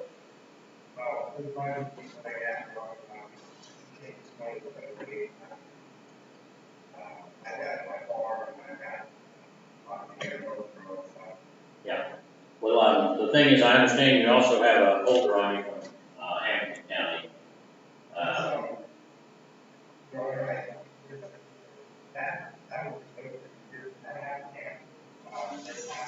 Well, I'm just saying that there's a note here that says that there's a holder from the probation department as a courtesy for Hamilton County. Apparently, they were supervising you as a courtesy to Hamilton County. So I don't know whether you're once you get out here, you may have to deal with them as well. All right. The court will schedule a bail review hearing for Friday at 8:30 a.m. Your first pre-trial will be set for January 31st at 2:00 p.m. Your final pre-trial will be February the 16th at 2 p.m. And your trial will be set for March the 21st at 8 a.m. I'm going to set a bond in the amount of $5,000 plus your own recognizance, which is your promise to appear. And if you fail to appear, you could be prosecuted for an additional felony. You will be required to pay a service fee deposit of $160 prior to release to the clerk and secure payment of certain statutorily required fees. Once you're released from custody, Mr. Hill, you report to the probation department at 117 East Main Street immediately. You're required to report to them once a week for 4 weeks, and after that, as they determine, under random drug testing that they order, provide phone numbers for home, cell, employer, recommended by probation, be evaluated for substance abuse or mental health issues, when a treatment is indicated, enroll in, follow that during pendency of this action. And what is your home address, Mr. Hill? All right.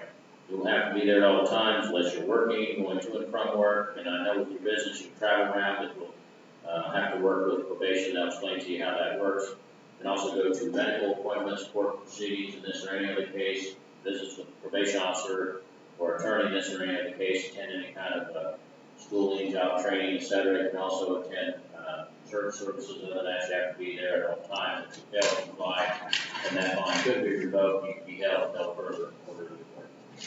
Do you have any questions, Mr. Hill? All right. If you make one before Friday morning, then we won't have a cap back here. So that's set just in case. You'll also need to notify Mr. Wagner of that, because the purpose of that is, of course, required to conduct a hearing with counsel. So we need to get a hold of him right away. Let it go. All right. Thank you. All right. Can we have Ralph Morrison? Yes, sir.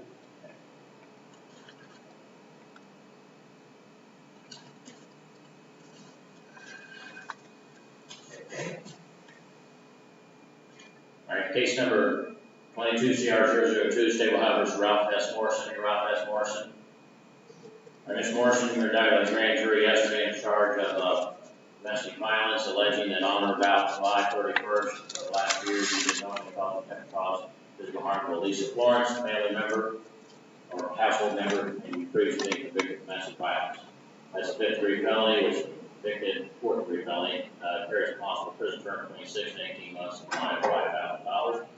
You are entitled to have an attorney to represent you. Now you have another case pending, and you filled out on that financial disclosure form. Is everything correct on that form?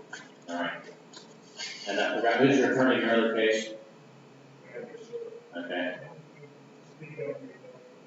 Well, if you wish, okay, now, the court will appoint Mr. Wagner to represent you and enter not guilty plea on your behalf. And it'll be set for bail review hearing on Friday 7th at 8:30. First pre-trial will be January the 31st at 1 p.m. Final pre-trial will be February 16, I believe. February 16 at 1 p.m. Trial day will be March 21st at 8 a.m. Bond will be set in the amount of $5,000 plus your own cognizance, your promise to appear. If you fail to appear, you could be prosecuted for additional felony and convicted sentence in that regard. Back to this case, you'll be required to pay a service fee deposit of $171 prior to your release to secure payment of certain statutorily required fees. You will be required to report to the probation for pretrial supervision during the pendency of this case. 117 East Main Street, report immediately upon release to make on. You require to report to them once a week for 4 weeks after that as they determine them in the random drug testing in order, provide phone numbers for home, cell, employer, but no contact with that victim, recommended by probation, evaluate for substance abuse and mental health issues, make sure it's indicated, enroll and call that in the pendency of this action. And you'll be under house arrest at your residence, meaning you have to be there at all times unless you're working, going to and from work, medical appointments, court proceedings, in this or any other case, appointment with an attorney or probation officer in this or any other case.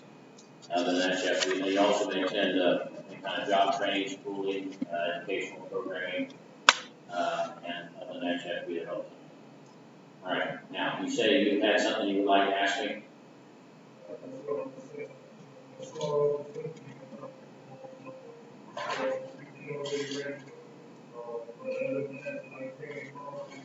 Okay. All right. All right. Thank you for your indulgence. Thank you. All right. Alexander Shable, I believe, is the next case up. Yes, Ms. Hapner. Is that Hapner's case? Yes, sir. Okay. All right. Oh, I lost her, I think. Well, we're gonna try to start at quarter till, and these arrangements took longer than I thought.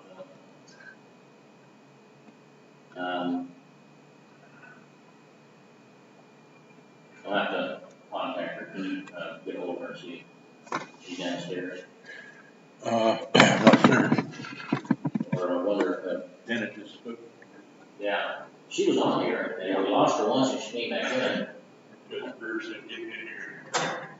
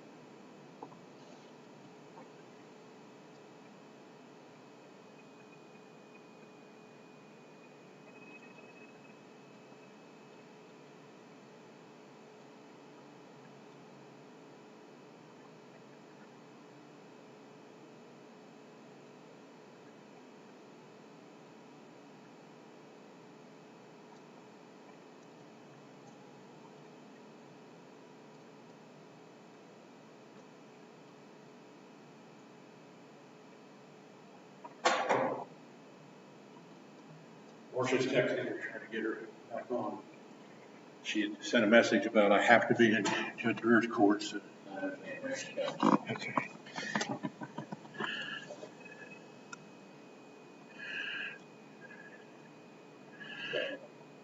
Okay. All right, this is case number 21 CR 197, State of Ohio versus Alexander Shable.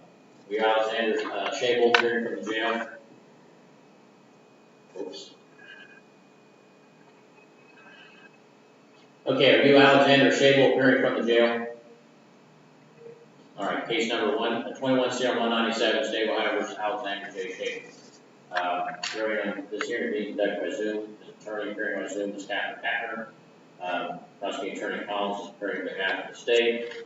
Defendant is charged with 3 counts of gross sexual imposition of third-degree felonies. This is a first pretrial. Final pretrial is January 19th. Trial date is February 7th.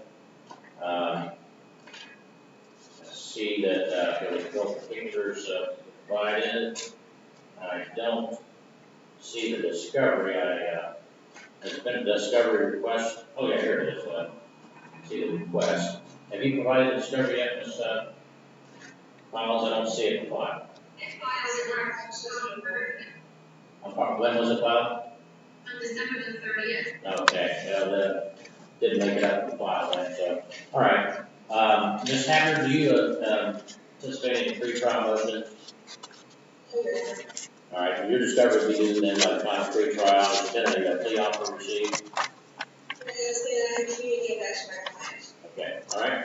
Are there any other matters that need to be discussed at this point? No. All right, thank you. Yeah, your attorney will be in touch with you. We'll see you next pre-trial, Mr. Taylor. All right. Green. Brandon Green? Yes, sir.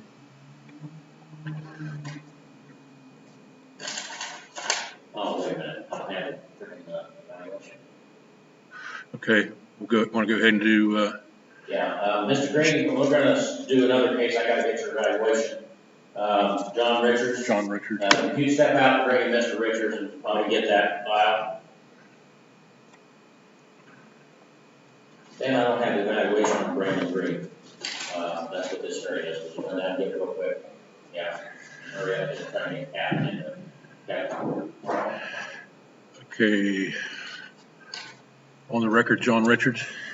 He's just coming in.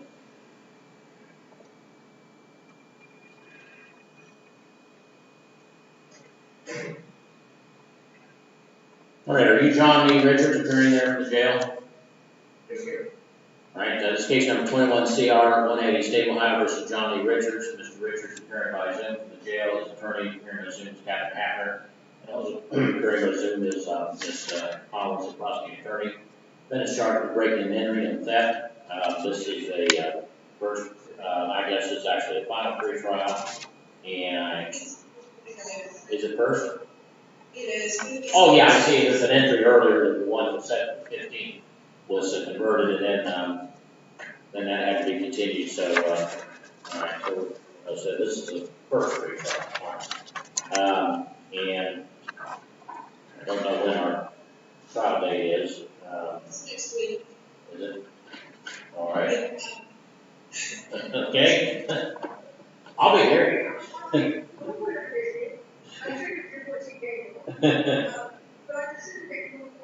No, that's not your fault. Yeah, that was strictly not my situation.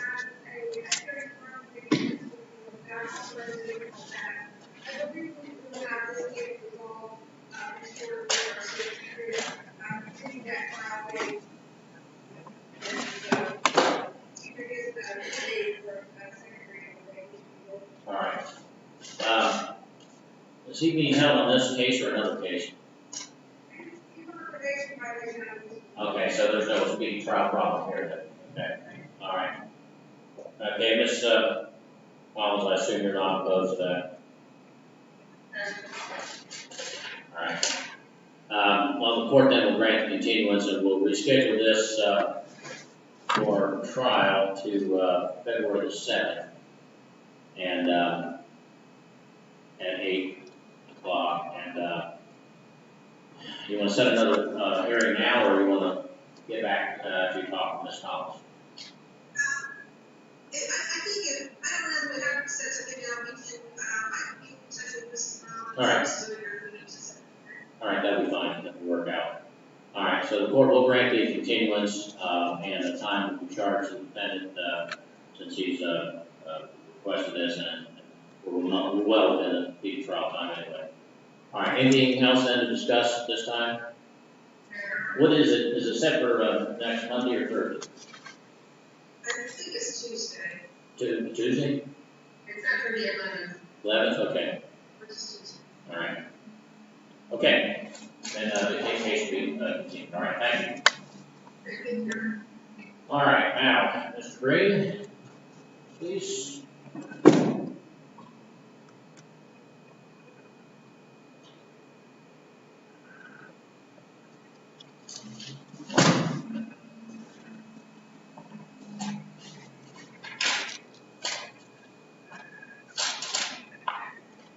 All right, are you Brandon Green? All right, this is case number 21 CR 60, State of Ohio versus Brandon Green. He's appearing by Zoom to the jail. His attorney, Captain, is appearing by Zoom. President Attorney Collins is also appearing by Zoom. This is a hearing on the report on Clinton Valley. Mr. Green was previously found not competent to stand trial and was for Clinton Valley for treatment and to restore. The court, there was actually a report sent to the court in November the 24th, and I know during my absence here last month, I did get a notice from my assignment commissioner that they had discovered that that had been sent to the clerk, and for some reason it had been set up, so it had gotten set for hearing at that time. So we're having the hearing now for that purpose. Have each of the attorneys received a copy of the report from, I see the cover letters from Mr. Foreman, the forensic services, and the psychologist who did the report was Lisa Folk, Foulk, psychologist. Each of the parties received that. Yes, Your Honor. All right. Okay. Is there any evidence that either of the parties wish to offer in addition to this? Mayor, Your Honor. All right. Well then, based upon the report of Dr. Folk, her opinion is that the defendant has been restored competency, and he is presently able to understand the nature and objective of the proceedings, and does not require hospital level care while awaiting trial. And that he should be monitored in a non-hospital setting such as county jail, which is why I guess they sent him back here. So the court will restore the case to the active docket. And we'll set a pre-trial on this for January the 19th at 2:30 p.m. We can do that by Zoom. And then we'll set a tentative trial date for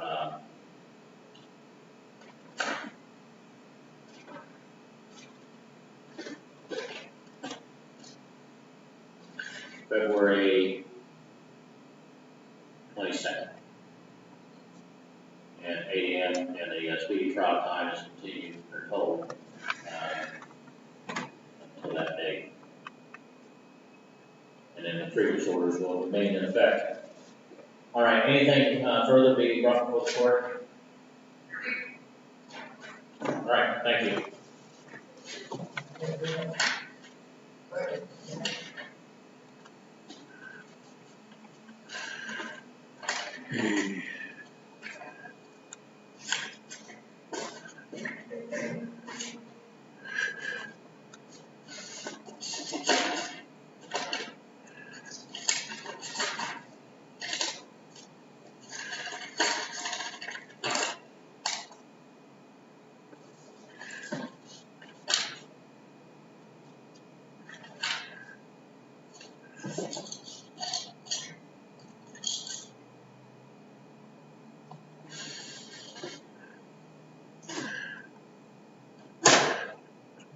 Mannering, 2 cases. This, are you Thomas Mannering? All right, we have 2 cases here involving Mr. Mannering. Case number 21 CR 126 and 21 CR 203. Both entitled State of Ohio versus Thomas R. Mannering. This hearing being conducted by Zoom. Mr. Mannering is appearing from the jail. His attorney is Danielle Witt, appearing by Zoom in her office. Prosecuting Attorney Collins is appearing first. Also, we have a couple of representatives from the probation department that are on this stream. Ms. Witt, you and your client both agreed to conduct this hearing by Zoom rather than in person, and courtroom waiving his presence for that purpose. Yes, we are, Your Honor. And you're in agreement with that, Mr. Mannering? Yes, Your Honor. All right. Now, since you're not in court sitting next to your attorney or at the same table with her, if you have any need to ask her a question or talk to her about anything during this hearing, you just tell me. And I'll put the 2 of you in what's called a breakout room, where it'll be just the 2 of you on the screen talking to each other. No one else will be able to hear you or see you. It'll be totally confidential. Okay? Yes, sir. All right. Now, in case number 21 CR 126, Mr. Mannering is charged with properly handling firearms and motor vehicle, a 4th-degree felony, and that case is set for trial, I believe. Let's see, it was originally set in November, and then I believe that he failed to appear back in November, and so that was set for trial February 7th. Now, in case number 21 CR 203, that's a failure to appear, and I believe that case is also set for the same day. Now, Mr. Mannering, I've been provided with a couple of plea of guilty forms, and the first one is in 126, and it is a 3-page form that the prosecutor's office has prepared regarding your case, and this is the front page. You see that form there? You recognize that? Right. And the other one, we have the same in 21 CR 203 on the first page. The yellow form, and you recognize that? All right. Now on page 3 of each of these forms, there's a sentence in on the 126 case. It's about a little less than halfway down, it says I entered this plea voluntarily, and there's a line for signature of defendant, and looks to me to be Thomas Manning. I'll hold that up on the screen. Cameron, is that your signature? All right, and then in the 203 case, the same sentence, and pull that up, and is that your signature as well? And when did you sign these documents, Mr. Manning? All right, and you signed in there to jail with your attorney present? Did she go over these forms with you and explain it to you and answer any questions you had? Did you understand when you signed them that this agreement to plead guilty, which means there won't be a trial, and the next step in your case would be a sentencing hearing? And do you feel you had enough time to fully consider this matter before making this decision to sign these agreements? Are you entering into these two agreements to plead guilty in these two cases voluntarily? All right, now, on the first case, 126, it says you're going to withdraw your not guilty plea guilty to the indictment of improperly handling firearms in a motor vehicle under 2923.16b of the Ohio Revised Code 4-3 felony. States that you understand that if convicted, the maximum possible prison term for that is 18 months. If prison is imposed, a minimum of 6 months. There's a fine available of $5,000. Then on the 203 case, it says that you're going to plead guilty and withdraw your not guilty plea to failure to appear under 2937.99 of the Ohio Revised Code, also 4-3 felony with the same penalties, 6 to 18 months, and fine of $5,000. Now, if convicted of both of these offenses and sentenced to prison, the maximum possible term could be 36 months because they can be served consecutively, one after the other. The total fine would be $10,000. You understand that? Now, other than these two charges, are you facing any felony charges in any other jurisdiction? Where's that? What is the charge there? Is it felony? All right. If you are convicted in that county and sentenced to prison for that charge, then that could be ordered to be served consecutively to the sentence in this case, or these two cases. So I don't know what is the charge now. Okay, well that's probably a mandatory prison term then. And so if you're convicted of that, sounds like you would be going to prison. And then any sentence that the court imposes here would be served consecutively to that. Do you understand that? Are you currently on probation, community control, post-release control, or parole for a felony in any jurisdiction? Alright. Now, under the law, in each of these cases, if you are convicted and sentenced to prison, the adult parole authority has the option to put you under what's called post-release control once you finish your sentence. It's optional, meaning they could do it, they may not do it, they make that decision. If they do decide to do that, you'll be supervised in the terms that they set, because the judge has no fault with that. And if they determine that you have failed to comply with those conditions, then they could return you to prison, even though you serve the entire term set by the court, for an additional period of up to 9 months for any one violation. If there's a cap or limit of half of whatever prison term is imposed for all violations. However, if you commit a new felony under post-release control supervision, then in addition to whatever sentence the judge in that new felony case would impose, that judge could also impose an additional sentence for your having committed that felony while under post-release control supervision in these cases. And that could be an additional 1 year, whatever time is left on the 2 years of post-release control, which is the maximum term that could be imposed for these violations. If that occurred, that could be that would be served consecutively to the sentence in the new case. Do you understand that? Yes, sir. Right, now, under the law, I'm not required to sentence you to prison for these offenses. I can impose what is called community control or non-prison sentence. And what that means is that instead of being sent to prison, you can be put under the supervision of a probation officer under a term set by the court for a period of up to 5 years.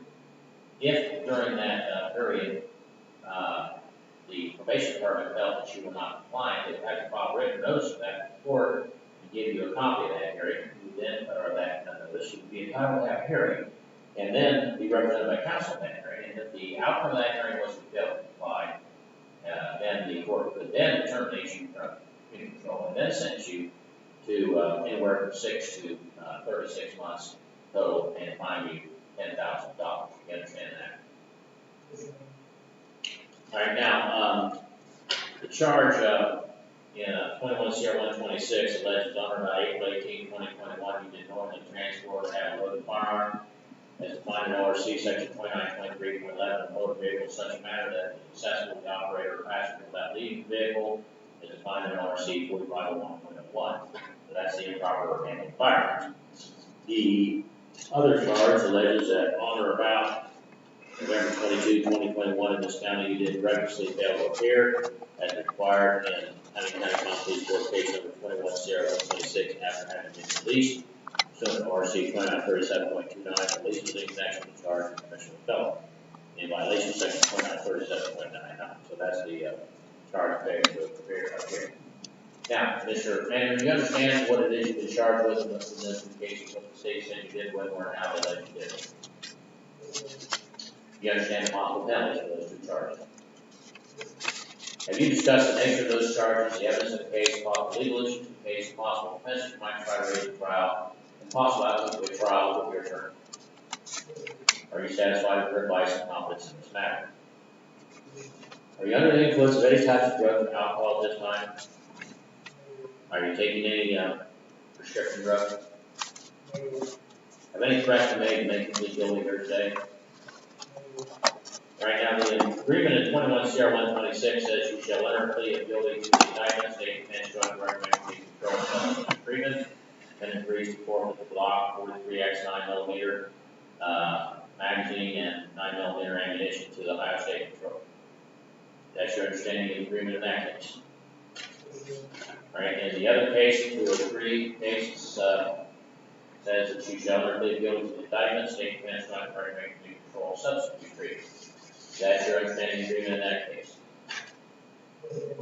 Now, under the law, Mr. Manning, the matter of sentence is reserved to the judge, not to the parties. So even though both the state of Ohio and you and your attorney are saying to the court that the sentence to be imposed should be community control, I'm not required to follow that. And so once I hear all the information submitted, if I decide that's not the correct sentence, I could they sentence you to prison for anywhere between 6 and 36 months, as well as fine you $10,000. And in the, you understand that? All right, now, do you hold any type of professional license or certification from the state of Ohio for any profession? Okay. Now, you have certain constitutional rights, to understand, or accept your plea of guilty in these three cases. The explanation applies in both cases. First of all, in each case, you have to have a jury trial. That means is that 12 people will be selected from a group of citizens that live in this county that are summoned for jury duty on your trial day. After they are selected, the evidence will be presented and be instructed on the law. And then the jury, in each case, would have to decide by unanimous verdict from all 12 of the jurors. In that case, you have to agree whether or not the state approved the case. Now, if you didn't want to have a jury trial, but you didn't want to be guilty, you could waive the right which means to give up during that jury trial. In that case, you have to hold a court of trial and be the judge of your case. The judge will apply the law, the judge will decide whether or not the state approved the guilt. That. You understand that? Now, under the Constitution, you have a right to confront witnesses against you and cross-examine for your attorney in each of these cases, meaning that the witnesses would have to come to court in each case and testify in front of you and your attorney and anyone else present. After the prosecutor was done asking questions of those witnesses, then your attorney could ask questions. That's called cross-examination, and that is to try to bring out evidence that helps your side of the case. You understand that?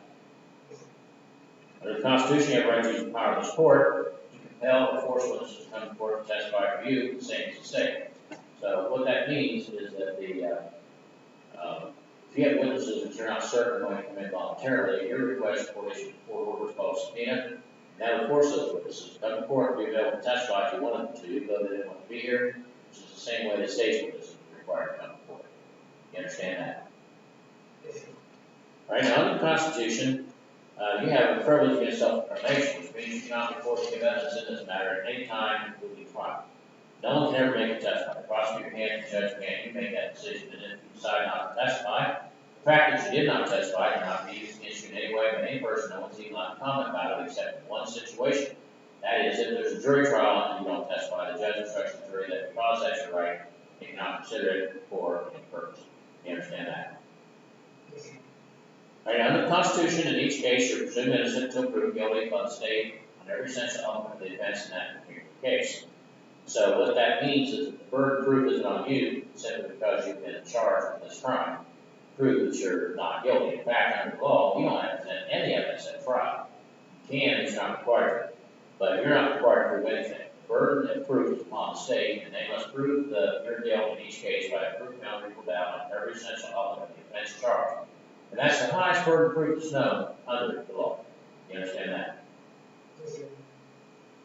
Now, in each case, you enter a plea of not guilty, Mr. Mannery, and that plea denied the allegations in the indictment, denies you committed any crime, and exercised or invoked all the rights that I just described. Now, if you change your plea from not guilty to guilty, that is the opposite of not guilty plea. Guilty plea admits the allegations in the indictment, admits that they're a crime, that you committed that crime. That plea waives, gives up all the rights that I just described for you in each case, except your right to have an attorney. You always have a right to have an attorney no matter what your plea is, but with that exception, your plea of guilty waives, gives up the right to have a jury or court trial. Waives, gives up the right to confront witness against you and cross-examine for your attorney. Waives, gives up the right to use the power of the court to tell a force witness to be in court to testify for you the same as the state.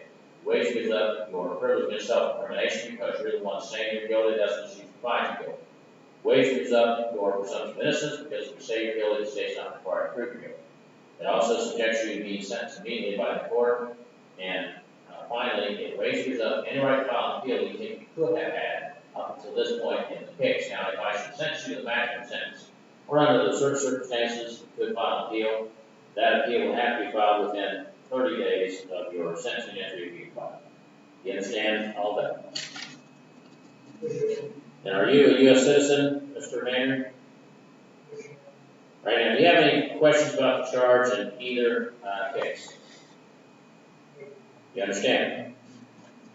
Do you have any questions about the plea agreement? You understand? Do you have any questions? And again, you understand the recommendation as the sentencing is not binding on the judge. And do you have any questions about the constitutional rights of the claim? You understand? Do you have any questions about the plea of guilty, what it means, and what will happen if you enter that plea here today? Do you have any questions first? Now do you understand them? Okay. All right. Is there anything you'd like to speak to your attorney about before we go any further? Do you have any questions at all about anything I've explained to you today? All right, then, is it your decision to withdraw your plea of not guilty in each case and enter a plea of guilty to the charge in that case pursuant to the terms of these two agreements we've just gone over? All right, then as to the charge in case number 21 CR 126, which alleges that on or about April 18, 2021 in this county, you did knowingly transport or have a loaded firearm as defined in ORC section 2923.11 in motor vehicle in such a manner that the firearm was accessible to the operator or passenger without leaving the vehicle defined in ORC section 4501.01 in violation of section 2923.16b. Higher by code, the charge of improperly handling firearms in a motor vehicle, a fourth-degree felony carrying a possible prison term of between 6 and 18 months and a fine of $5,000. How do you plead? As to the charge in case number 21 CR 203, which alleges that on or about November 22, 2021 in Highland County, Ohio, you did recklessly fail to appear as required in Highland County Common Pleas Court, case number 21 CR 0126, after having been released pursuant to ORC section 2937.29, and release was in connection with the charge of commission of felony, violation of section 2937.99 of Ohio Code, charge of failure to appear, a fourth-degree felony carrying possible prison term between 6 and 18 months, and a fine of $5,000. How do you plead? All right, the court finds that on this date open court, the defendant provides all his constitutional rights, they know intelligent voluntary waiver the same, pursuant to Rule 11 in each case. The defendant is found guilty of the charge and the indictment in each case as filed therein, and plea is accepted or required. The court will refer the matter for a pre-sentence investigation under the same law, which will include a assessment for substance abuse and mental health treatment. And we'll set the sentencing hearing for February the 3rd at 1 p.m. All right, is there anything further than council? Your Honor, Mr. Derrick has sitting been county charges. Is it filed on January 26th? Is there any way to see about getting his bond reduced or furloughed so we can track? I don't think so. I mean, they can come get him. I mean, they can put on a warrant for remove, so you can call an attorney, tell them to do that, take him down there and bring him back. But on a fair to fair, I'm not going to give him any more rope to hang himself any higher than he's already done. So, yeah, particularly since he's facing I'm assuming it's a hold on him anyway for second degree felony. But okay, thank you. Thank you.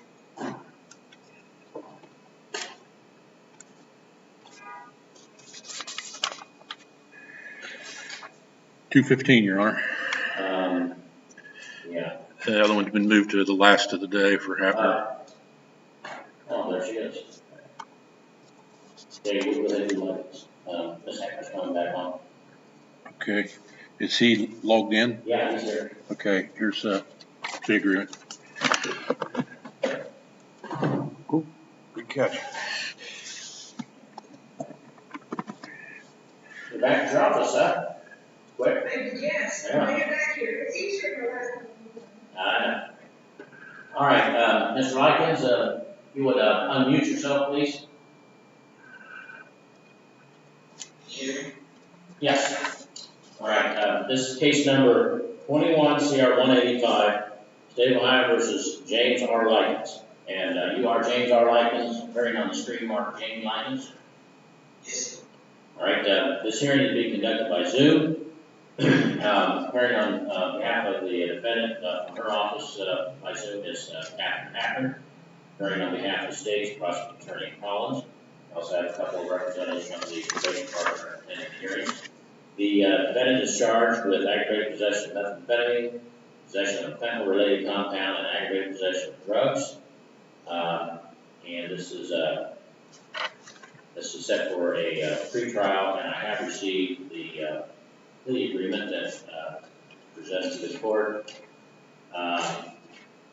And I'll hold that up here, Mr. Likens, and see if you recognize that your plea said plea guilty form there and your case name and number. Yes. All right, and on page 3, the 3-page document, there's a sentence about not quite halfway down. It says, I entered this plea voluntarily. Immediately below that, there's a signature line which appears to be James R. Likens. Me, I'll hold that up, and that's your signature there. Yes. When did you sign this document, Mr. Likens? Yesterday. All right. Now, when you signed it, did you understand that as an agreement to plead guilty, which means there won't be a trial, and next step in your case will be a sentencing hearing? Yes. And did she go over this with you and explain it to you before you signed it? Yes. Did you feel that you were rushed or pressured in any way into signing the agreement? Yes. Are you entering into the agreement to plead guilty voluntarily? Yes. All right. Now, the agreement states on page 1 that you're going to withdraw your not guilty plea, plead guilty to aggravated possession of methamphetamine and aggravated possession of drugs, both under section 2925.11 of the Higher Vice Code, both 5th-degree felonies. Further states that you understand that the maximum prison term for those two counts, counts 1 and 3, is 12 months in prison. The minimum would be 6 if the prison term imposed. It could be fined $2,500 in each charge. It could be a license suspension, 6 months to 5 years. You understand that? All right, and under the law, if you're convicted of both these offenses, they can be ordered to serve a sentence in prison. They can be ordered to be served in the second. And that would mean the possible prison term could be 24 months, as well as $5,000 fine. You understand that? Yes. Are you facing any felony charges in any other jurisdiction? Yes. And are you currently on probation, community control, parole, or post-release control for a felony in any jurisdiction? Yes. Right now, the law provides that if you are convicted of these offenses and if you are sentenced to prison, that upon completion of that term, the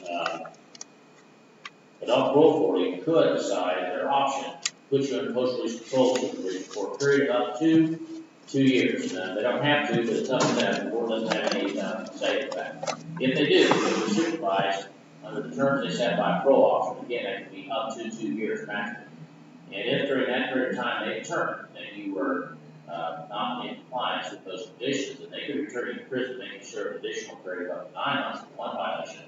There is a half of where the prison term was imposed for all violations. But if you commit a new felony while under post-release control, then in addition to whatever sentence the judge in that new felony case imposed on you, the judge would also sentence you to an additional term for committing that felony while under post-release control in these 2 cases, 2 charges, to an additional period of 1 year, whatever time is left on the post-release control, whichever is more. And if that occurs, that would have to be served consecutively to the new sentence in addition to. You understand that? Yes. All right, now, under the law, I'm not required to sentence you to prison for these offenses, and I can't impose what's called community control or probation, which means that instead of going to prison, you would be put under the supervision of a probation officer for a period of up to 5 years under terms set by the court. If during that period of time, the probation department felt that you were not complying, then they would have to file a written notice of that in the court, provide a copy to you. You would then have a hearing and be entitled to be represented by an attorney. If the outcome of that hearing was that you had failed to comply, and at that time, the court would revoke your community control and then sentence you to prison for the 24 months and fine you $5,000. You understand that? Yes. All right, now the charge in count 1 alleges that on or about January 21, 2021, in this county, you did only obtain, possess, or use a Schedule 2 controlled substance with methamphetamine in violation of Section 2925.11 of the Ohio Revised Code. Count 3 alleges on or about the same day you did the same thing, except the substance was encyclopedic PCP. Each of those being 53 felons. Now, Mr. Likens, do you understand what it is the state said you did each of those charges, what, when, where, and how they alleged you did it? Yes. Have you discussed the nature of those charges, the evidence of the case, possible legal issues of the case, possible defenses by trial, raising trial, possible outcomes of a trial with your attorney? Yes. Are you satisfied with her advice and confidence in this matter? Yes. Are you under the influence of any types of drugs or alcohol at this time? Yes. Are you taking any type of prescription drugs at this time? Yes. Have any threats been made to get you plead guilty here today? Yes. Now, on page 2, there are 3 lines, or a little over 2 lines, 2 and 4 lines or so, that are printed in bold and underlined. Those read as follows. Defendant shall enter plead guilty to count 1 and count 3. State will dismiss count 2. State defendant shall direct community control, and defendant be referred to drug court. That's your understanding of the agreement. Yes. Does anyone promise you anything other than that to get you to plead guilty here today? Yes. Now, under the law, Mr. Likens, their sentences up to the judge, not the party. So even though both sides are recommending that you get community control instead of being sent to prison, once I've considered all the information that's presented to me at the hearing, the sentencing hearing, if I decide that's not the appropriate sentence, I could go ahead and sentence you to prison for between 6 and 24 months and fine you $5,000. You understand that? Yes. Also, I can suspend your license for 6 months to 5 years. I don't do that, but I have to say. Okay. All right. Now, do you hold any license or certification from any state agency for any type of profession? Yes. All right, now you have certain constitutional rights to understand, Mr. Likens, before I can accept this proposed plea deal. First of all, you have a right to counsel. Ms. Hatner's appointed representation. Now, her appointment wasn't simply to work the case out, but to provide any defense that might be available to you under the law that you wish to provide. So, if you decide that you do not want to plead guilty, that you want to defend against these charges, and she'll continue to represent you, provide that defense to you, including a trial, if that's what you want. Do you understand that? Yes. Right now, under the Constitution, you have a right to have a jury trial in this case for the charges, Mr. Likens. That means that 12 people will be selected from a group of citizens that live in this county that are summoned for jury duty during your trial. After they are selected, the evidence will be presented. They'd be instructed on the law by the judge, and then that jury will decide by unanimous verdict, between all 12 have agreed, as to whether or not the state proves your guilt. Now, of either or both charges. Now, if you didn't want to have a jury trial, that you did not want to plead guilty, you can waive in writing, and that means to give up your right to have a jury trial, and in that case, you have what's called a court or bench trial. meaning that instead of a jury hearing the evidence, it would be the judge who would hear the evidence, apply the law, and decide whether or not to state truth or guilt by proof beyond reasonable doubt. You understand that? Yes. Right, under the Constitution, Mr. Likens, you have a right to confront the witness against you, cross-examine them in open court. What that means is that witnesses against you have to come into court and testify in front of you and your attorney, anyone else is present. After the prosecutor's done asking questions, your attorney has the right to ask questions. That's called cross-examination. And the purpose of that is to bring out evidence to help your side of the case. Do you understand that? Yes. Right, under the Constitution, you have the right to use the power of this court to compel or force witnesses to come to court to testify for you, just like the state. So if you have witnesses you're not certain court can come in voluntarily, your request court issues a court order to notice the people. That forces those people to come to court to be available to testify if they want to, even though they don't want to be here. That's the same way that the state's witnesses are forced to come in and testify against you. Do you understand that? Yes. Right, now, under the Constitution, you have a privilege against self-incrimination, which means you cannot be forced to give evidence or testify in this case at any time, including trial. So no one can ever make you testify. The prosecutor can, the judge can, if you decide. If you decide not to testify, the fact that you did not testify cannot be used against you in any way by any person at any time. No one's even allowed to comment about it, except in one situation, and that is if there's a jury trial and you do not testify. The judge instructs the jury that because that's your right, they cannot consider it for any purpose. Do you understand that? Right now, under the Constitution, Mr. Likens, you are presumed innocent of these charges until proved guilty by the state of Ohio on every essential element of each case by proof beyond reasonable doubt.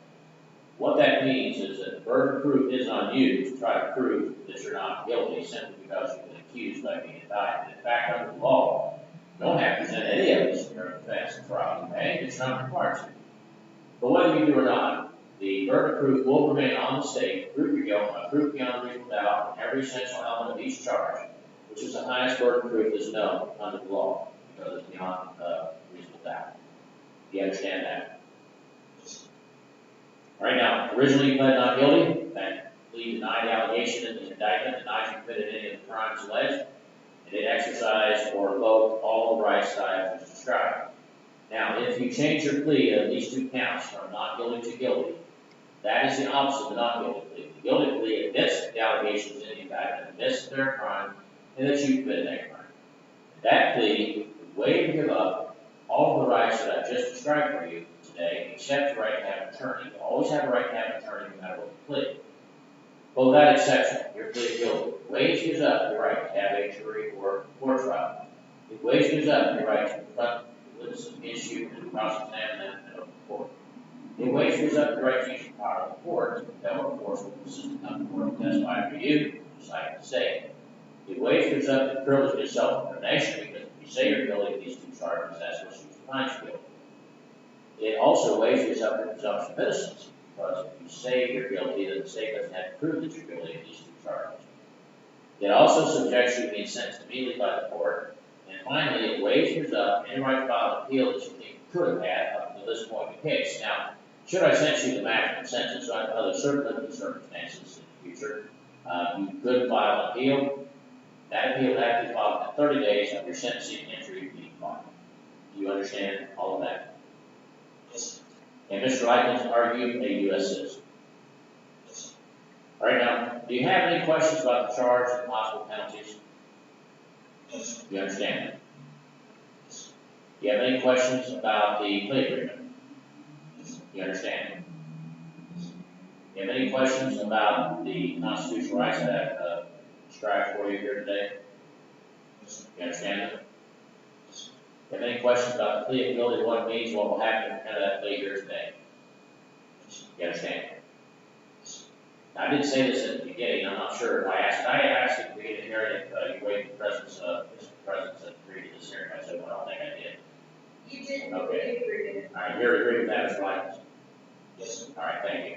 And then I also showed this language at the beginning, which I did, is if you have anything you need to talk to Ms. Hacker about or ask her any questions, since you're not in court next to her, I can put you to a breakout room, so just feel free to talk to discuss those matters and her answer your questions if you have any for that. So do you need to talk to her at all at this point? Yes. Do you have any questions at all about anything I've explained here today? Yes.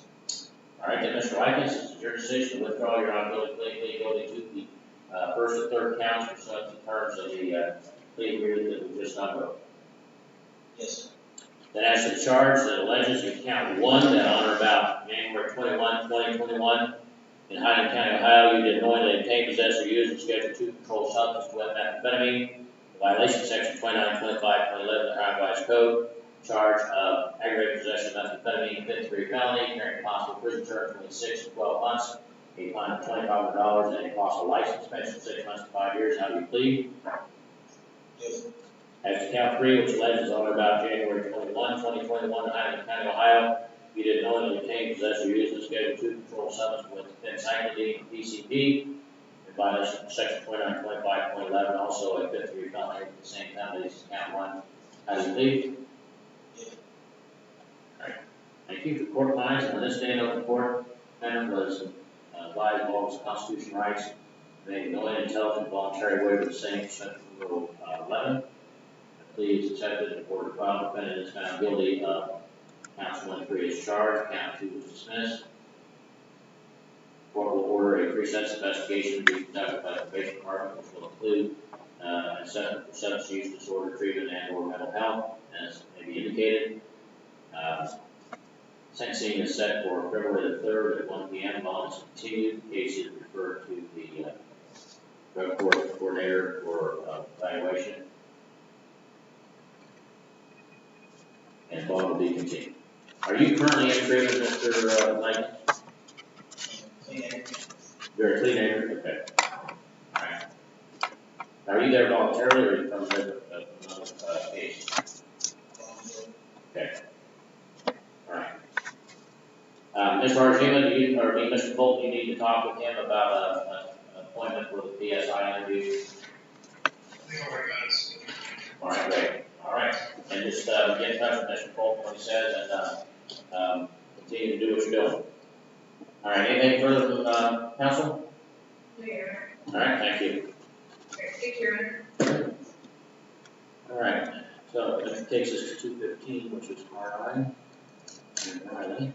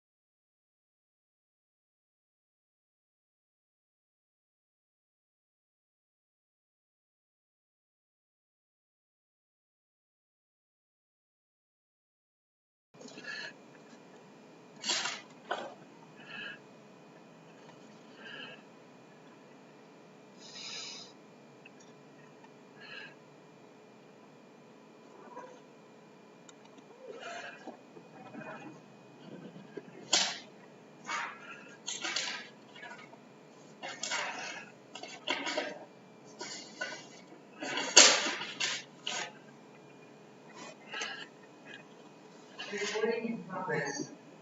Right, this is State of Ohio versus Jason Carnine, 21 CR 150. And you're Jason Carnine, attorney there with your attorney, Mr. Pauly. You need to unmute Mr. Pauly.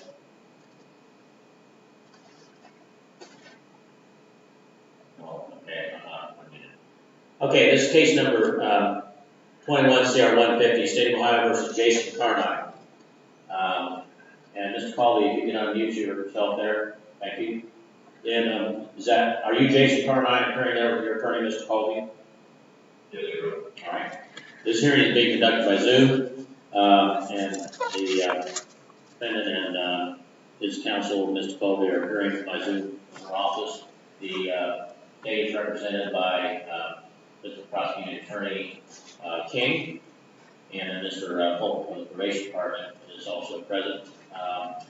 Now, I've been provided a plea of guilty form here. Before I go to that, Mr. Pauly, you and your client are both agreeing to conduct this hearing by Zoom and waive in-person presence in court. Yes, sir. And you're in agreement with that, Mr. Carnine? Yes. All right, thank you. Now, the defendant is charged with aggravated possession of methamphetamine and fifth-degree felony, and I've been presented with this plea of guilty form,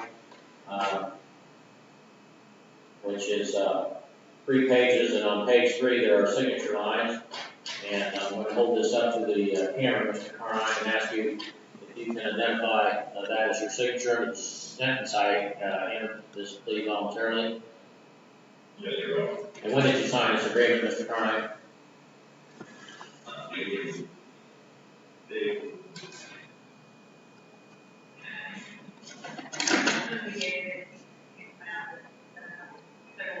Okay.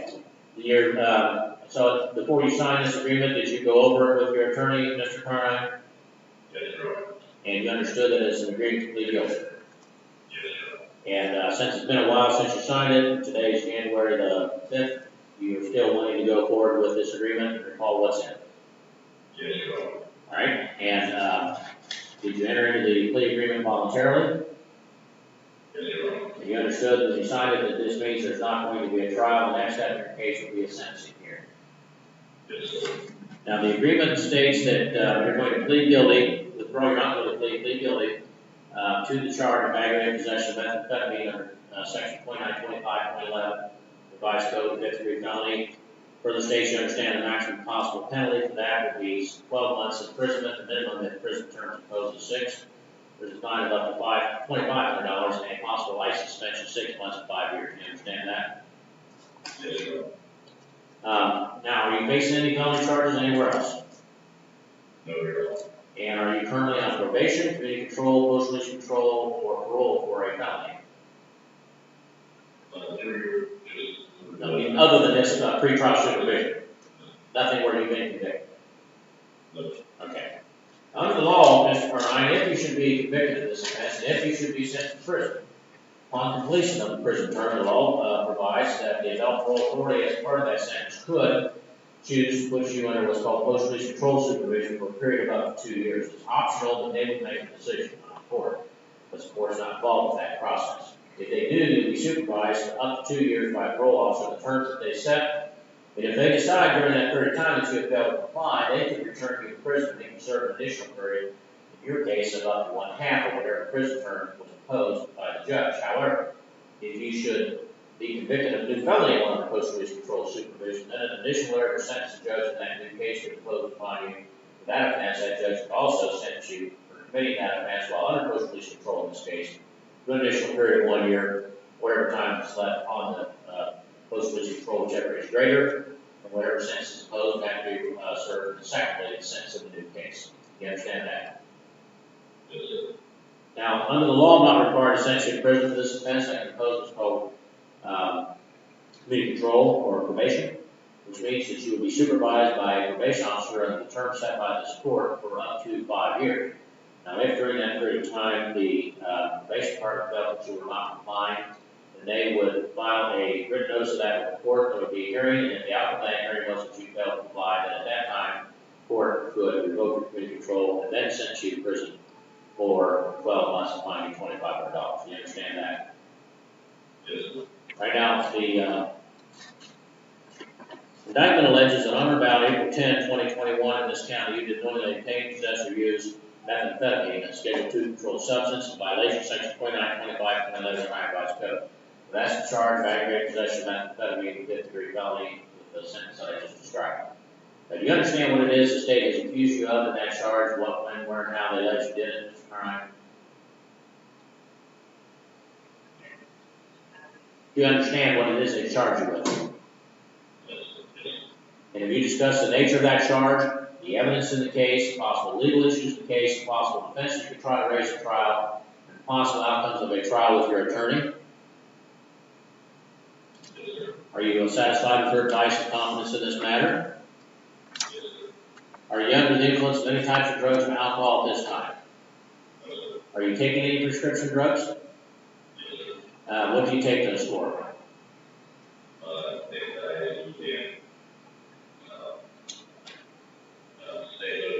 Alright. Suboxone or Vivitrol or something like that? Okay. So does any of those prescriptions affect your ability to understand what I'm saying to you or to understand the documents or communicate effectively? Okay. Now, have any threats been made to get you to plead guilty here today? All right, on page 2, there's a couple sentences that were printed in bold and underlined, and then part of those have been stricken out. So I'll read the part that remains on page 2. Defendant shall enter plea of guilty to the indictment. State defense will argue the sentencing. That's your understanding of the agreement? Anyone promise you anything other than that to get you to plead guilty here today? Now, do you hold any kind of a license or certificate from any state agency that regulates any type of profession or occupation? Yeah. What is that? Board of Education. No, I mean from a state agency, not from a trade organization, like, say, nursing assistant or teacher, teacher's aide, things of that nature, barbers, things of that nature. Not from a governmental agency, okay. Now, you have certain constitutional rights, which I understand before I can accept a plea from you of guilty. The first is you have a right to counsel and you employ this colleague to represent you. Now, in the event that you didn't have the funds to hire an attorney, the court would appoint one for you. So the reason I bring this up is because I want to make sure that you're not entering a plea here today because you're concerned that you will not have the money to continue to hire an attorney to represent you. Is that a concern at all? All right. Now, you have the right to have a jury trial in this matter, Mr. Carnine, in which 12 people will be selected for group of citizens who live in this county, summons for jury duty on your trial day. After they're selected, the evidence will be presented, then the judge will instruct them on the law, and they will decide by unanimous verdict, meaning all 12 have to agree, as to whether or not the state proves your guilt by proof beyond reasonable doubt. Now, and that verdict will have to be unanimous. All 12 have to agree. Now, if you didn't want to have a jury trial, but you didn't want to plead guilty, you can waive, which means to give up, in writing, the right to have a jury trial. And in that case, you have what's called a court or bench trial, meaning the judge will be the one to hear the evidence in a jury. The judge will apply the law, the judge will decide whether or not state proof your guilt by proof beyond reasonable doubt. You understand that?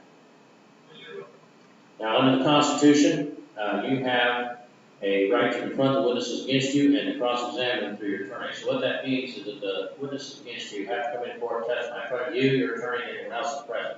After the prosecutor's done asking questions, your attorney asks questions. That's called cross-examination. And the purpose of that is to bring out evidence to help your side of the case. You understand that? Right now, under the Constitution, you have the right to use the power of the court to compel or force witnesses to come into court and testify for you, just like the state. So if you have witnesses you're not certain can come in voluntarily or will come in voluntarily, your request, the court issues a subpoena, that's a court order that will require those witnesses to come to court and testify for you if you want them to, even though they don't want to be here, which is the same way the state's witnesses are required to come to court. You understand that? And under the Constitution, you have a privilege against self-incrimination, which means you cannot be forced to give evidence in this matter at any time, including trial. I will never make you testify. The prosecutor can't, the judge can't, you decide. Decide not to testify. The fact that you did not testify cannot be used against you in any way with any person. No one can even comment about it except in one situation. And that is If there is a jury trial and you do not testify, the judge instructs the jury that because that's your right, they cannot consider it for any purpose. You understand that? Right now, under the Constitution, you are presumed innocent of this charge until proved guilty by the state of Ohio on every essential element of the offense charged. So what that means is that the burden isn't on you to try to prove you're not guilty. The burden is upon the state to prove that you are guilty. And they must do that by proof beyond a reasonable doubt on every essential element of the offense charged, which is the highest burden of proof is known under the law. You understand that? Right now, originally you entered a plea of not guilty. Not guilty plea denied the allegations in the indictment, denied you committed any crime, and exercised or invoked all the rights that I just described. Now, if you change your plea from not guilty to guilty on this charge, that is the opposite of not guilty plea. The guilty plea admits the allegations in the indictment, admits that there are crimes that you committed that crime. And that plea waives, gives up all the rights that I just described for you today, except the right to have counsel, which you always have no matter what you plead. Well, with that exception, your plea of guilty waives, gives up the right to a jury or court trial. Waives, gives up the right to confront witnesses against you, cross-examine them in open court through your attorney. It waives, gives up your right to use the power of the court to compel or force witnesses to be in court to testify for you, just like the state. It waives, gives up your privilege of self-incrimination because you're the one saying you're guilty, that's what's used to find you guilty. It waives, gives up your presumption of innocence because if you say you're guilty, the state doesn't have to prove you're guilty. It also waives, gives up your right to file an appeal of any alleged violations of your rights you feel could have occurred up until this point in the case. And you should be sentenced to the maximum sentence, or in other certain circumstances, you can file an appeal. It would have to be filed within 30 days of your sentencing entry being filed. And finally, it subjects you to being sentenced immediately by the court if that's what the court feels should occur. You understand all of that? And are you a U.S. citizen, Mr. Carnine? Now, do you have any questions about the charge or the possible penalties? You understand it? Any questions about the plea agreement? You understand it?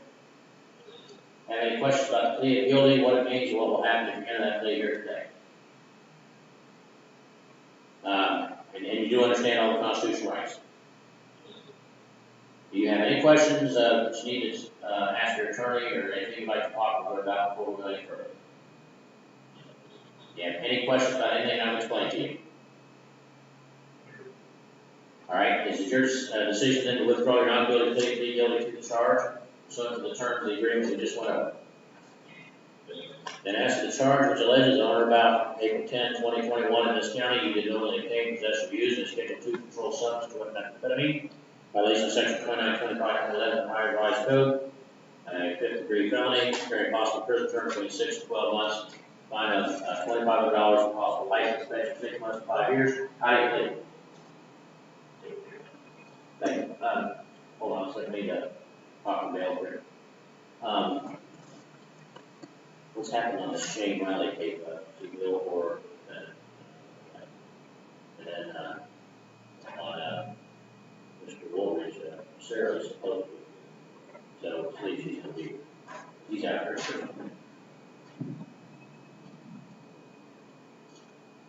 All right, the court finds that on this day in open court, the defendant was violated all his constitutional rights, made a knowing, health, and voluntary waiver of the same under Article 11. Please accept the court filed. Defendant is found guilty of the charges set forth in the indictment.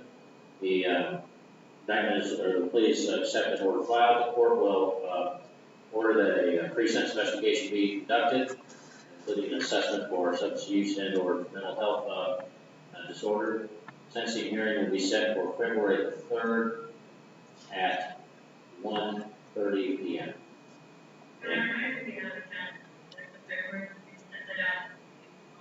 Okay, 5th of February?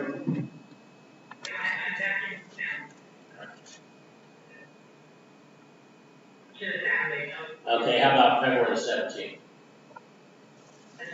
All right, February the 17th at 1:30. Okay. Yeah.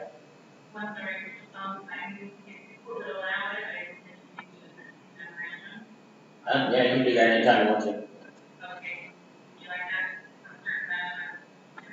It's up to you. Okay. As long as I get it before the hearing, I'll look at it. They'll be in person. Okay. All right. Mr. Fulton, have you talked with Mr. Carnine got an appointment to see you again for your PSI? All right, well, you went ahead and call the office then? Yes. All right, so Mr. Carnine, this is Mr. Fulton there. He's the officer that does the pre-sensitive reports for the court. So you need to call him as soon as you disconnect to make an appointment to do that interview, okay? All right. Anything further, counsel? All right, thank you. Then you can go ahead and log off. Appreciate it. Just to move this next week. Oh, okay. Okay, all right. That's just a notification. Yeah, okay, I got you. All right. Okay, we'll do the interview. We'll do this next hearing. Let's see. We have Mr. Blosser here for you represent Ms. Valentine, Mr. Blosser. You're muted. Can you hear me? Yes. All right. Okay, yes, sir. And are you Ms. Valentine there on the screen that says 443284? Yes, John. All right. We'll go ahead and do your case then. There are actually two cases.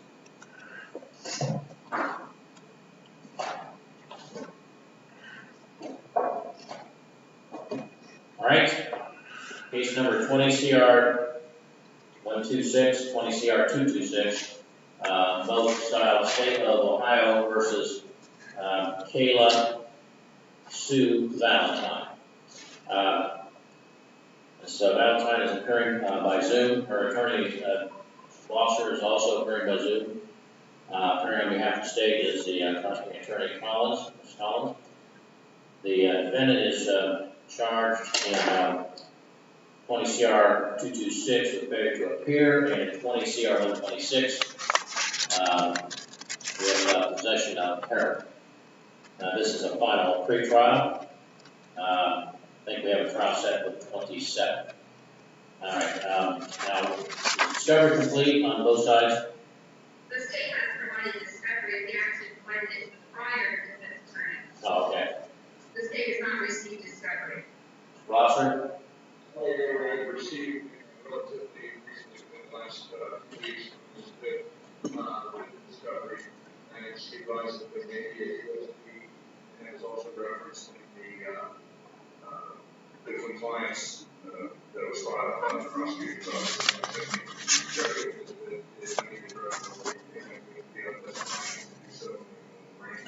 May also be able to Valentine today on Friday. All right. Well, the local rule requires that the discovery from the defense be provided to the state by the final pretrial, which is today.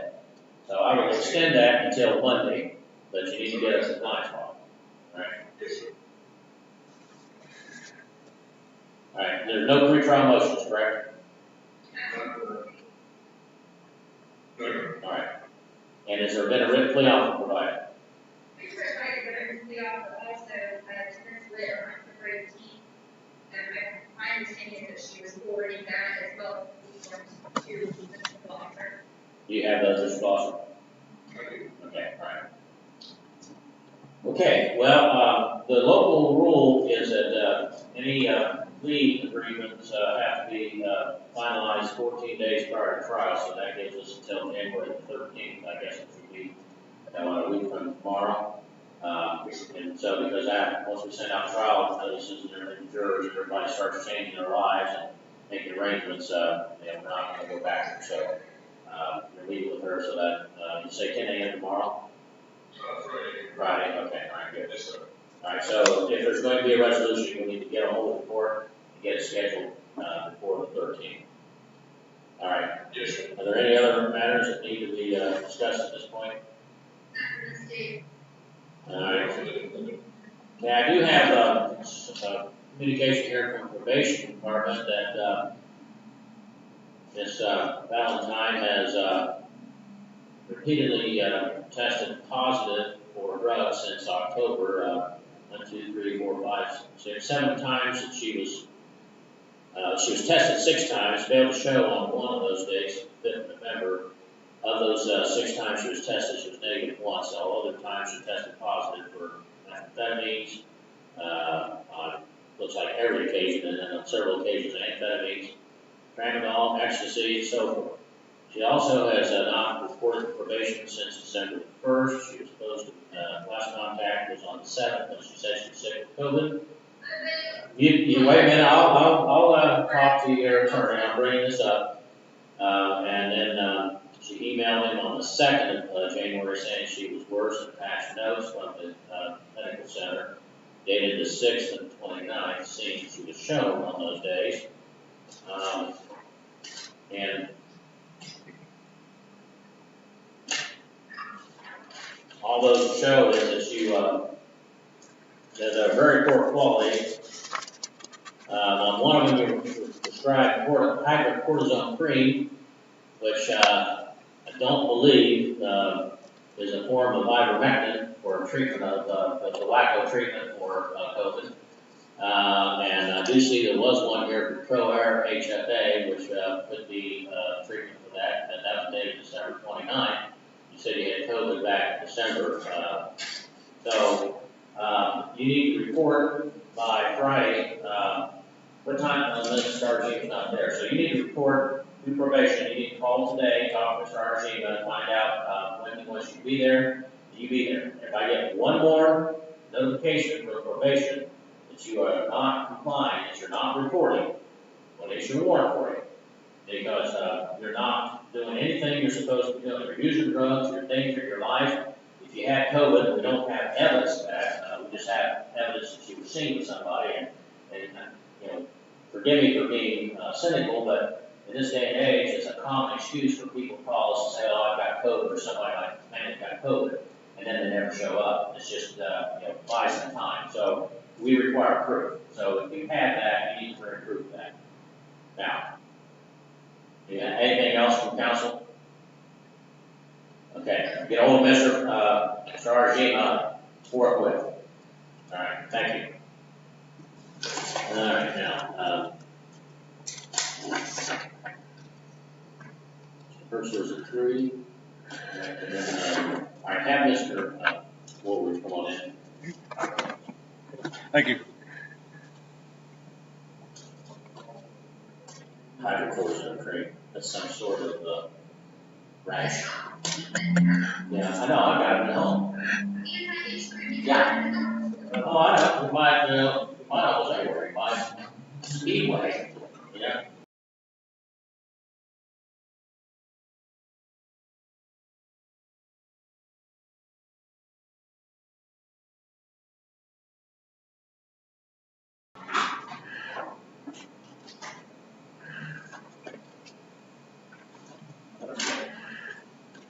Case number 19-0169, State of Ohio versus Jeremy Woolridge. You're Jeremy R. Woolridge? Yes, sir. All right. Mr. Woolridge, you entered the guilty to aggravated possession of methamphetamine and were placed on an intervention lieu of conviction on February 21st of last year. There was a notification filed by the probation department and a motion to terminate filed by the state seeking to terminate that. Alleging that was filed back on November 22nd. Alleges you violated Rule 3 that you have self-affirmed and completing treatment with counseling center in April 2020, been unable to provide proof of such. The officer tried to confirm that, reached out to counseling center, was told they couldn't confirm or deny completed. That would be either because they don't have a release of information or they don't know. Rule 4. That you can report probation since August 9, 2021. Prior to that, the last report was March 18, 2021. Defendant was called rescheduled, but then no show or called rescheduled again. Rule 11, defendant tested positive for THC on August 9, 2021, is admitted to using marijuana on several occasions. Rule 14, defendant failed to make payment to Hannah Police Court since February 2021, had a balance of $215. For fines and costs, defendants failed to make a payment information since March 18, 2021. Rule 15, that you failed self-affirmed completing treatment with a counseling center in April, but not been able to provide proof of that. So that was signed by Officer Arjima on the 16th of November.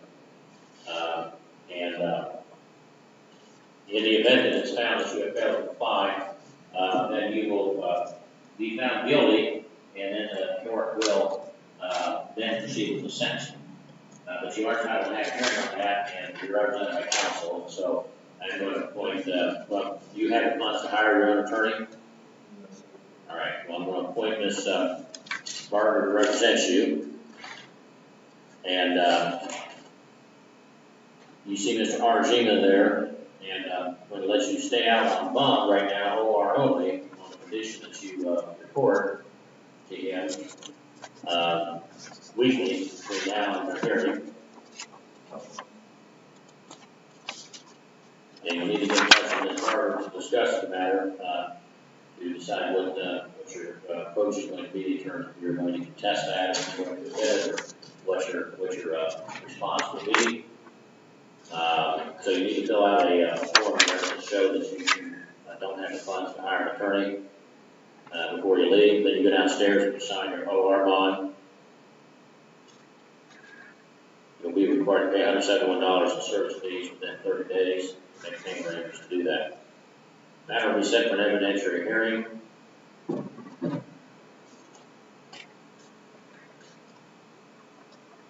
January the 20th. At 1 o'clock. So you'll fill out this form, go downstairs, sign your bond, and then also you talk to Mr. Argina before you leave and get set up on your appointments. You better be keeping your appointments between now and then, because if you're not, if you don't, that won't go well for you. I will, and I'm going to get back in counseling too. I called the counseling center, but they don't have, where it's been so long, they don't keep records, so I got to go back there. They always keep records.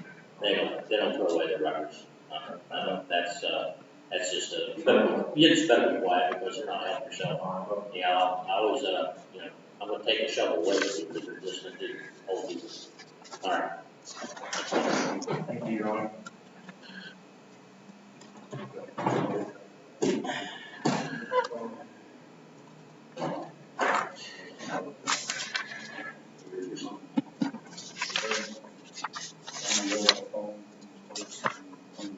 Just wait right here.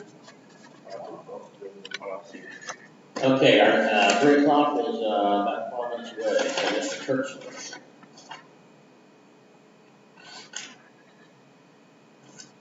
Is that going to be there's no plea on this one, is that correct? Kirchner? Oh, no, I'm not sure. No, there's not. Okay, all right. Pardon me? This attorney has never. He just entered the case? No, if he entered the case, I was breaking. Oh, okay. He was struggling to get. Here's your. Oh, yeah. When's the lead up? Okay. All right, well, we'll just wait for him and I'll be back.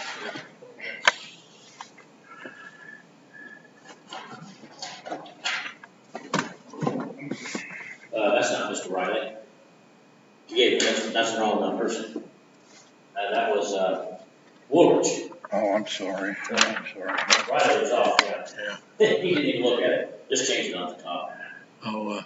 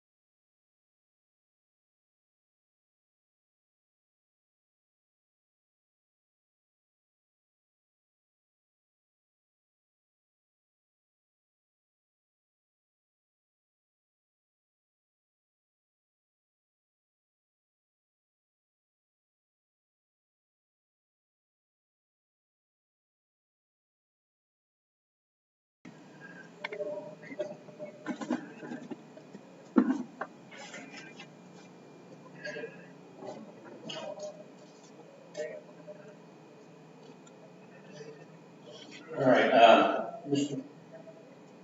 Winslita, is your client there with you?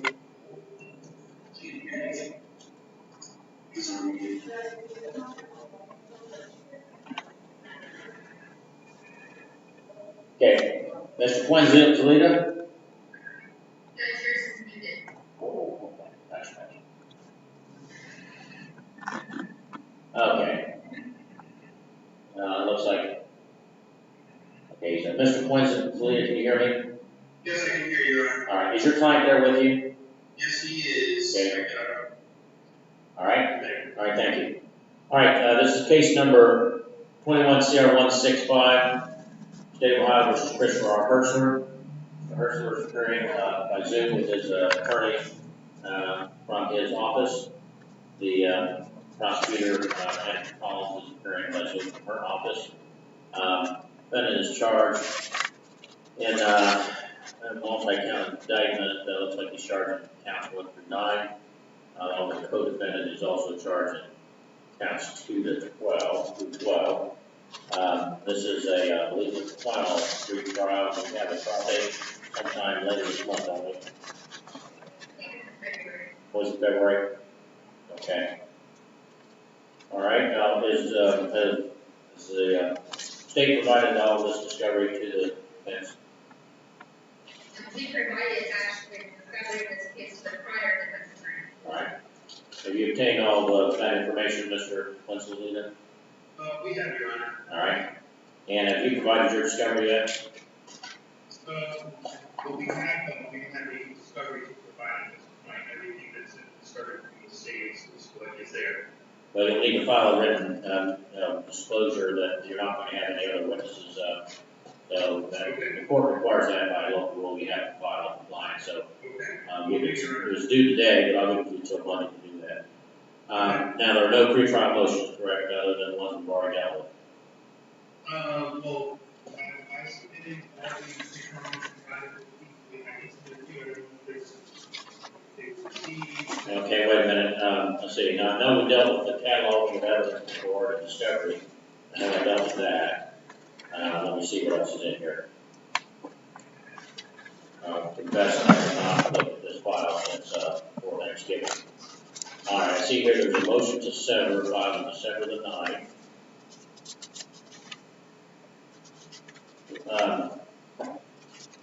What's the status of the co-defendant's case in this? I don't recall.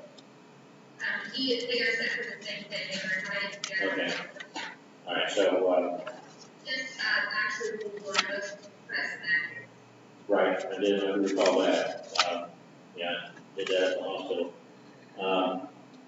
Independent weighing of substances. Okay.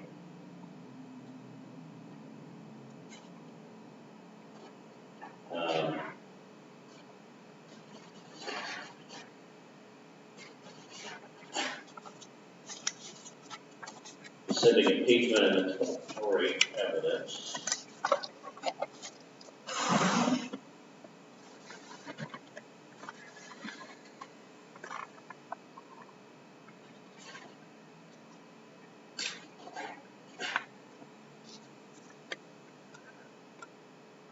Information regarding the foreman. These were all filed on the 9th.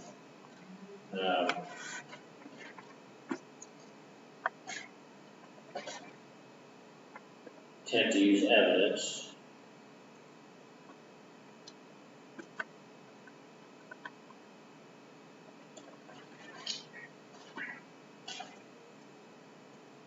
Disclosure of grand jury testimony.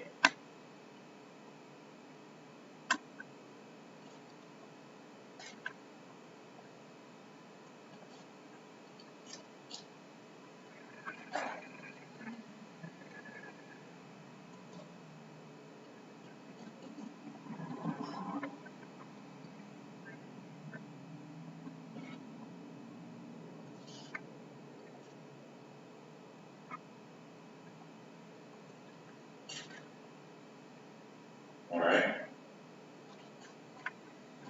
Okay. Well, let's just see what we can do here, if anything. On the motion to sever, at this point, do you think there's any possibility the two could be tried together. I haven't seen a response to that. I think that at this point, they absolutely need to try together. And in fact, it only makes sense to try them together. Okay. Has Mr. Howard filed a motion like that? Yeah. All right. Okay, well, we'll set that for hearing then.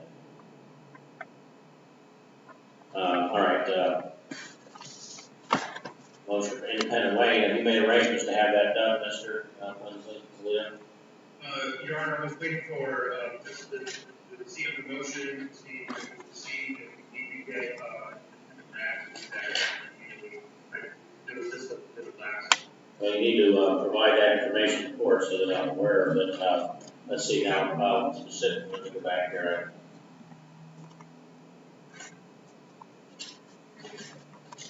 Your Honor, the specific motion actually asks you to separate it from whatever it is basically, that's the slang term, that's not the law required. Oh, okay, well, let me look at it here. To reweigh and test any and all substances in part for the purity. Okay, you want to speak to that, Mr. Winsley, because I think off the top of my head, I think she's right. Well, Your Honor, we did cite the case, it is there, it was in Ohio. We are asking that just because it would be unfair to my client, if there's extra cut in there, you can take away against my client, so. Aren't you referring to the Supreme Court case that came out and ruled that way and then was reversed on a rehearing when two new justices took the court seat a few years ago? That is the case, Your Honor. Which means that your citation is invalid because it's been overruled, right? Well, Your Honor, I mean, you could say that. I mean, I'm not going to say it. The court did. The Supreme Court reversed it because they came in and what I thought was a pretty extreme decision where the two justices said we're going to, and the other justice said we're going to reconsider this, and they reversed that rule. And so there's no requirement that the independent, every different substance be weighed because that hasn't been the law for years. And when they came out with that original, I agree, it was wrongly decided. It had been the law for years that it was any substance that contains any amount of a controlled substance. So I mean, unless you have something that's better law than a reverse Supreme Court case, I'm going to deny that. So, okay, so that's denied. Let's see, specific impeachment, exculpatory information. We disclosed back in our discovery, there's a specific section for exculpatory evidence as well as a specific section of our CI's prior histories. All right. Well, you have, it looks to me like you have, assume you have all those things that are listed in item 1, 2. He has everything. All right. He has the policy, he has all. All right. His background, he has everything. There are other things that we would like to know about this component. Maybe we can set this out for a hearing. I mean, what was given to us is just kind of what's on the surface. Well, what does that mean? I mean, exculpatory evidence, I mean, impeachment evidence is prescribed by the rules of evidence. So what is it that you're looking for beyond the usual statements or criminal records or consideration that was offered to this person? Beyond that, what is there? We'd like to see if there was any compensation that was given to this person, how long they were working as an informant.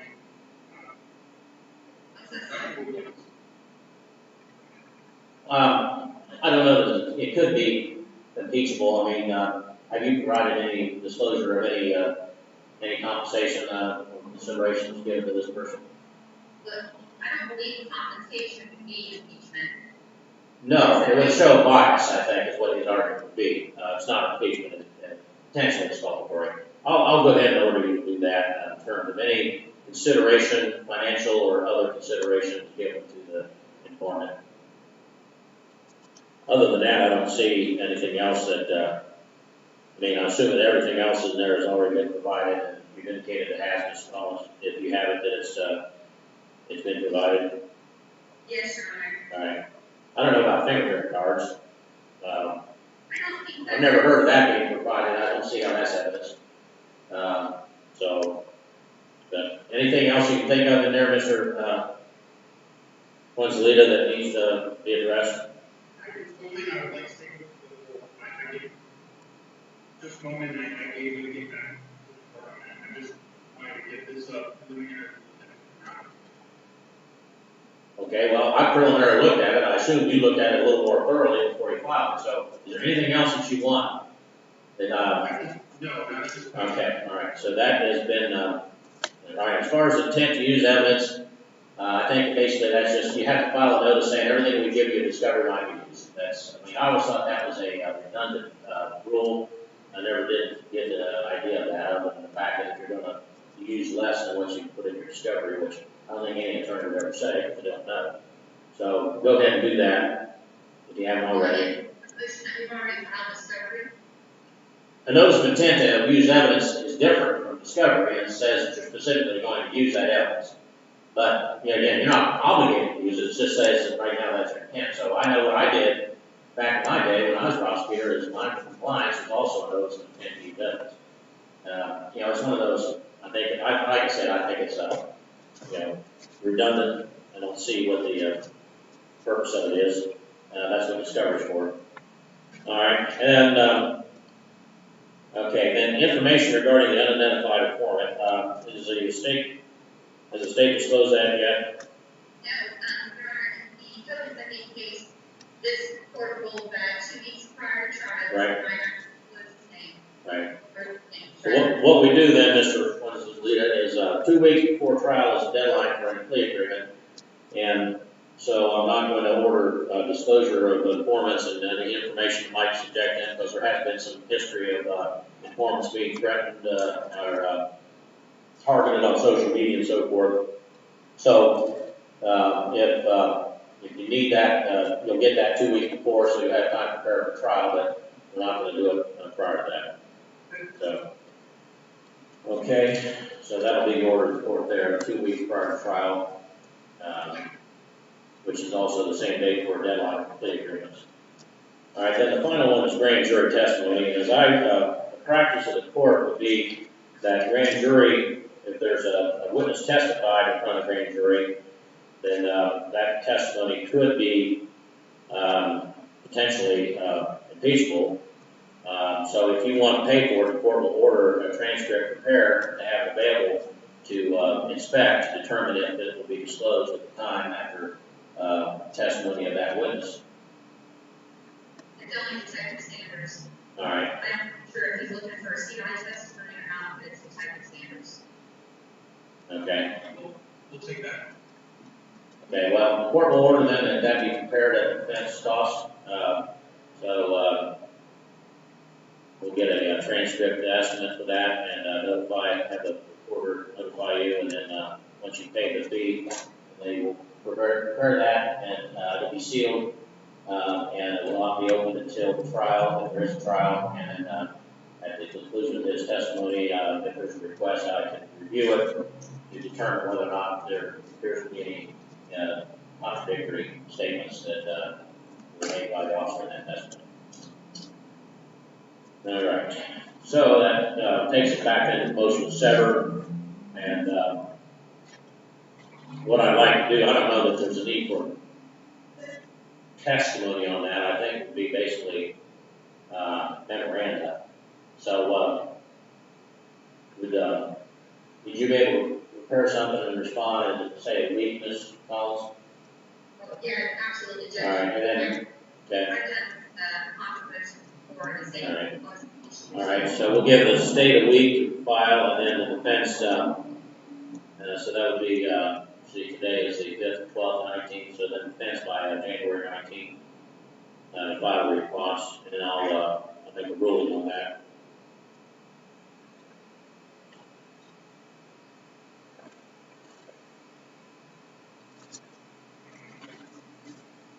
All right, yes, go ahead. Just one thing here, I have a letter explaining this matter. I would like to request, if it's possible, a written transcript of the review and hearing which she attended prior to my entry appearance as counsel. I had trouble trying to find it in the but it should be Well, we can provide you for $5, we'll give you a DVD, and then you can listen to it or have it transcribed. All right, well, we'll go ahead and prepare one for you, just need to send a check up for $5. Okay. Any other matters that need to come before the court? Let's see. All right, well, at this point, I don't see any need for any further hearings unless there's something that comes up. But again, just keep in mind the deadline, their counsel is 2 weeks prior to the trial, because once we get past that, there's only going to be a trial or a dismissal of all charges or a plea of all charges with no recommendation from the state. So that's been my policy since I became judge. It's going to continue to be. Okay. Thank you, counsel.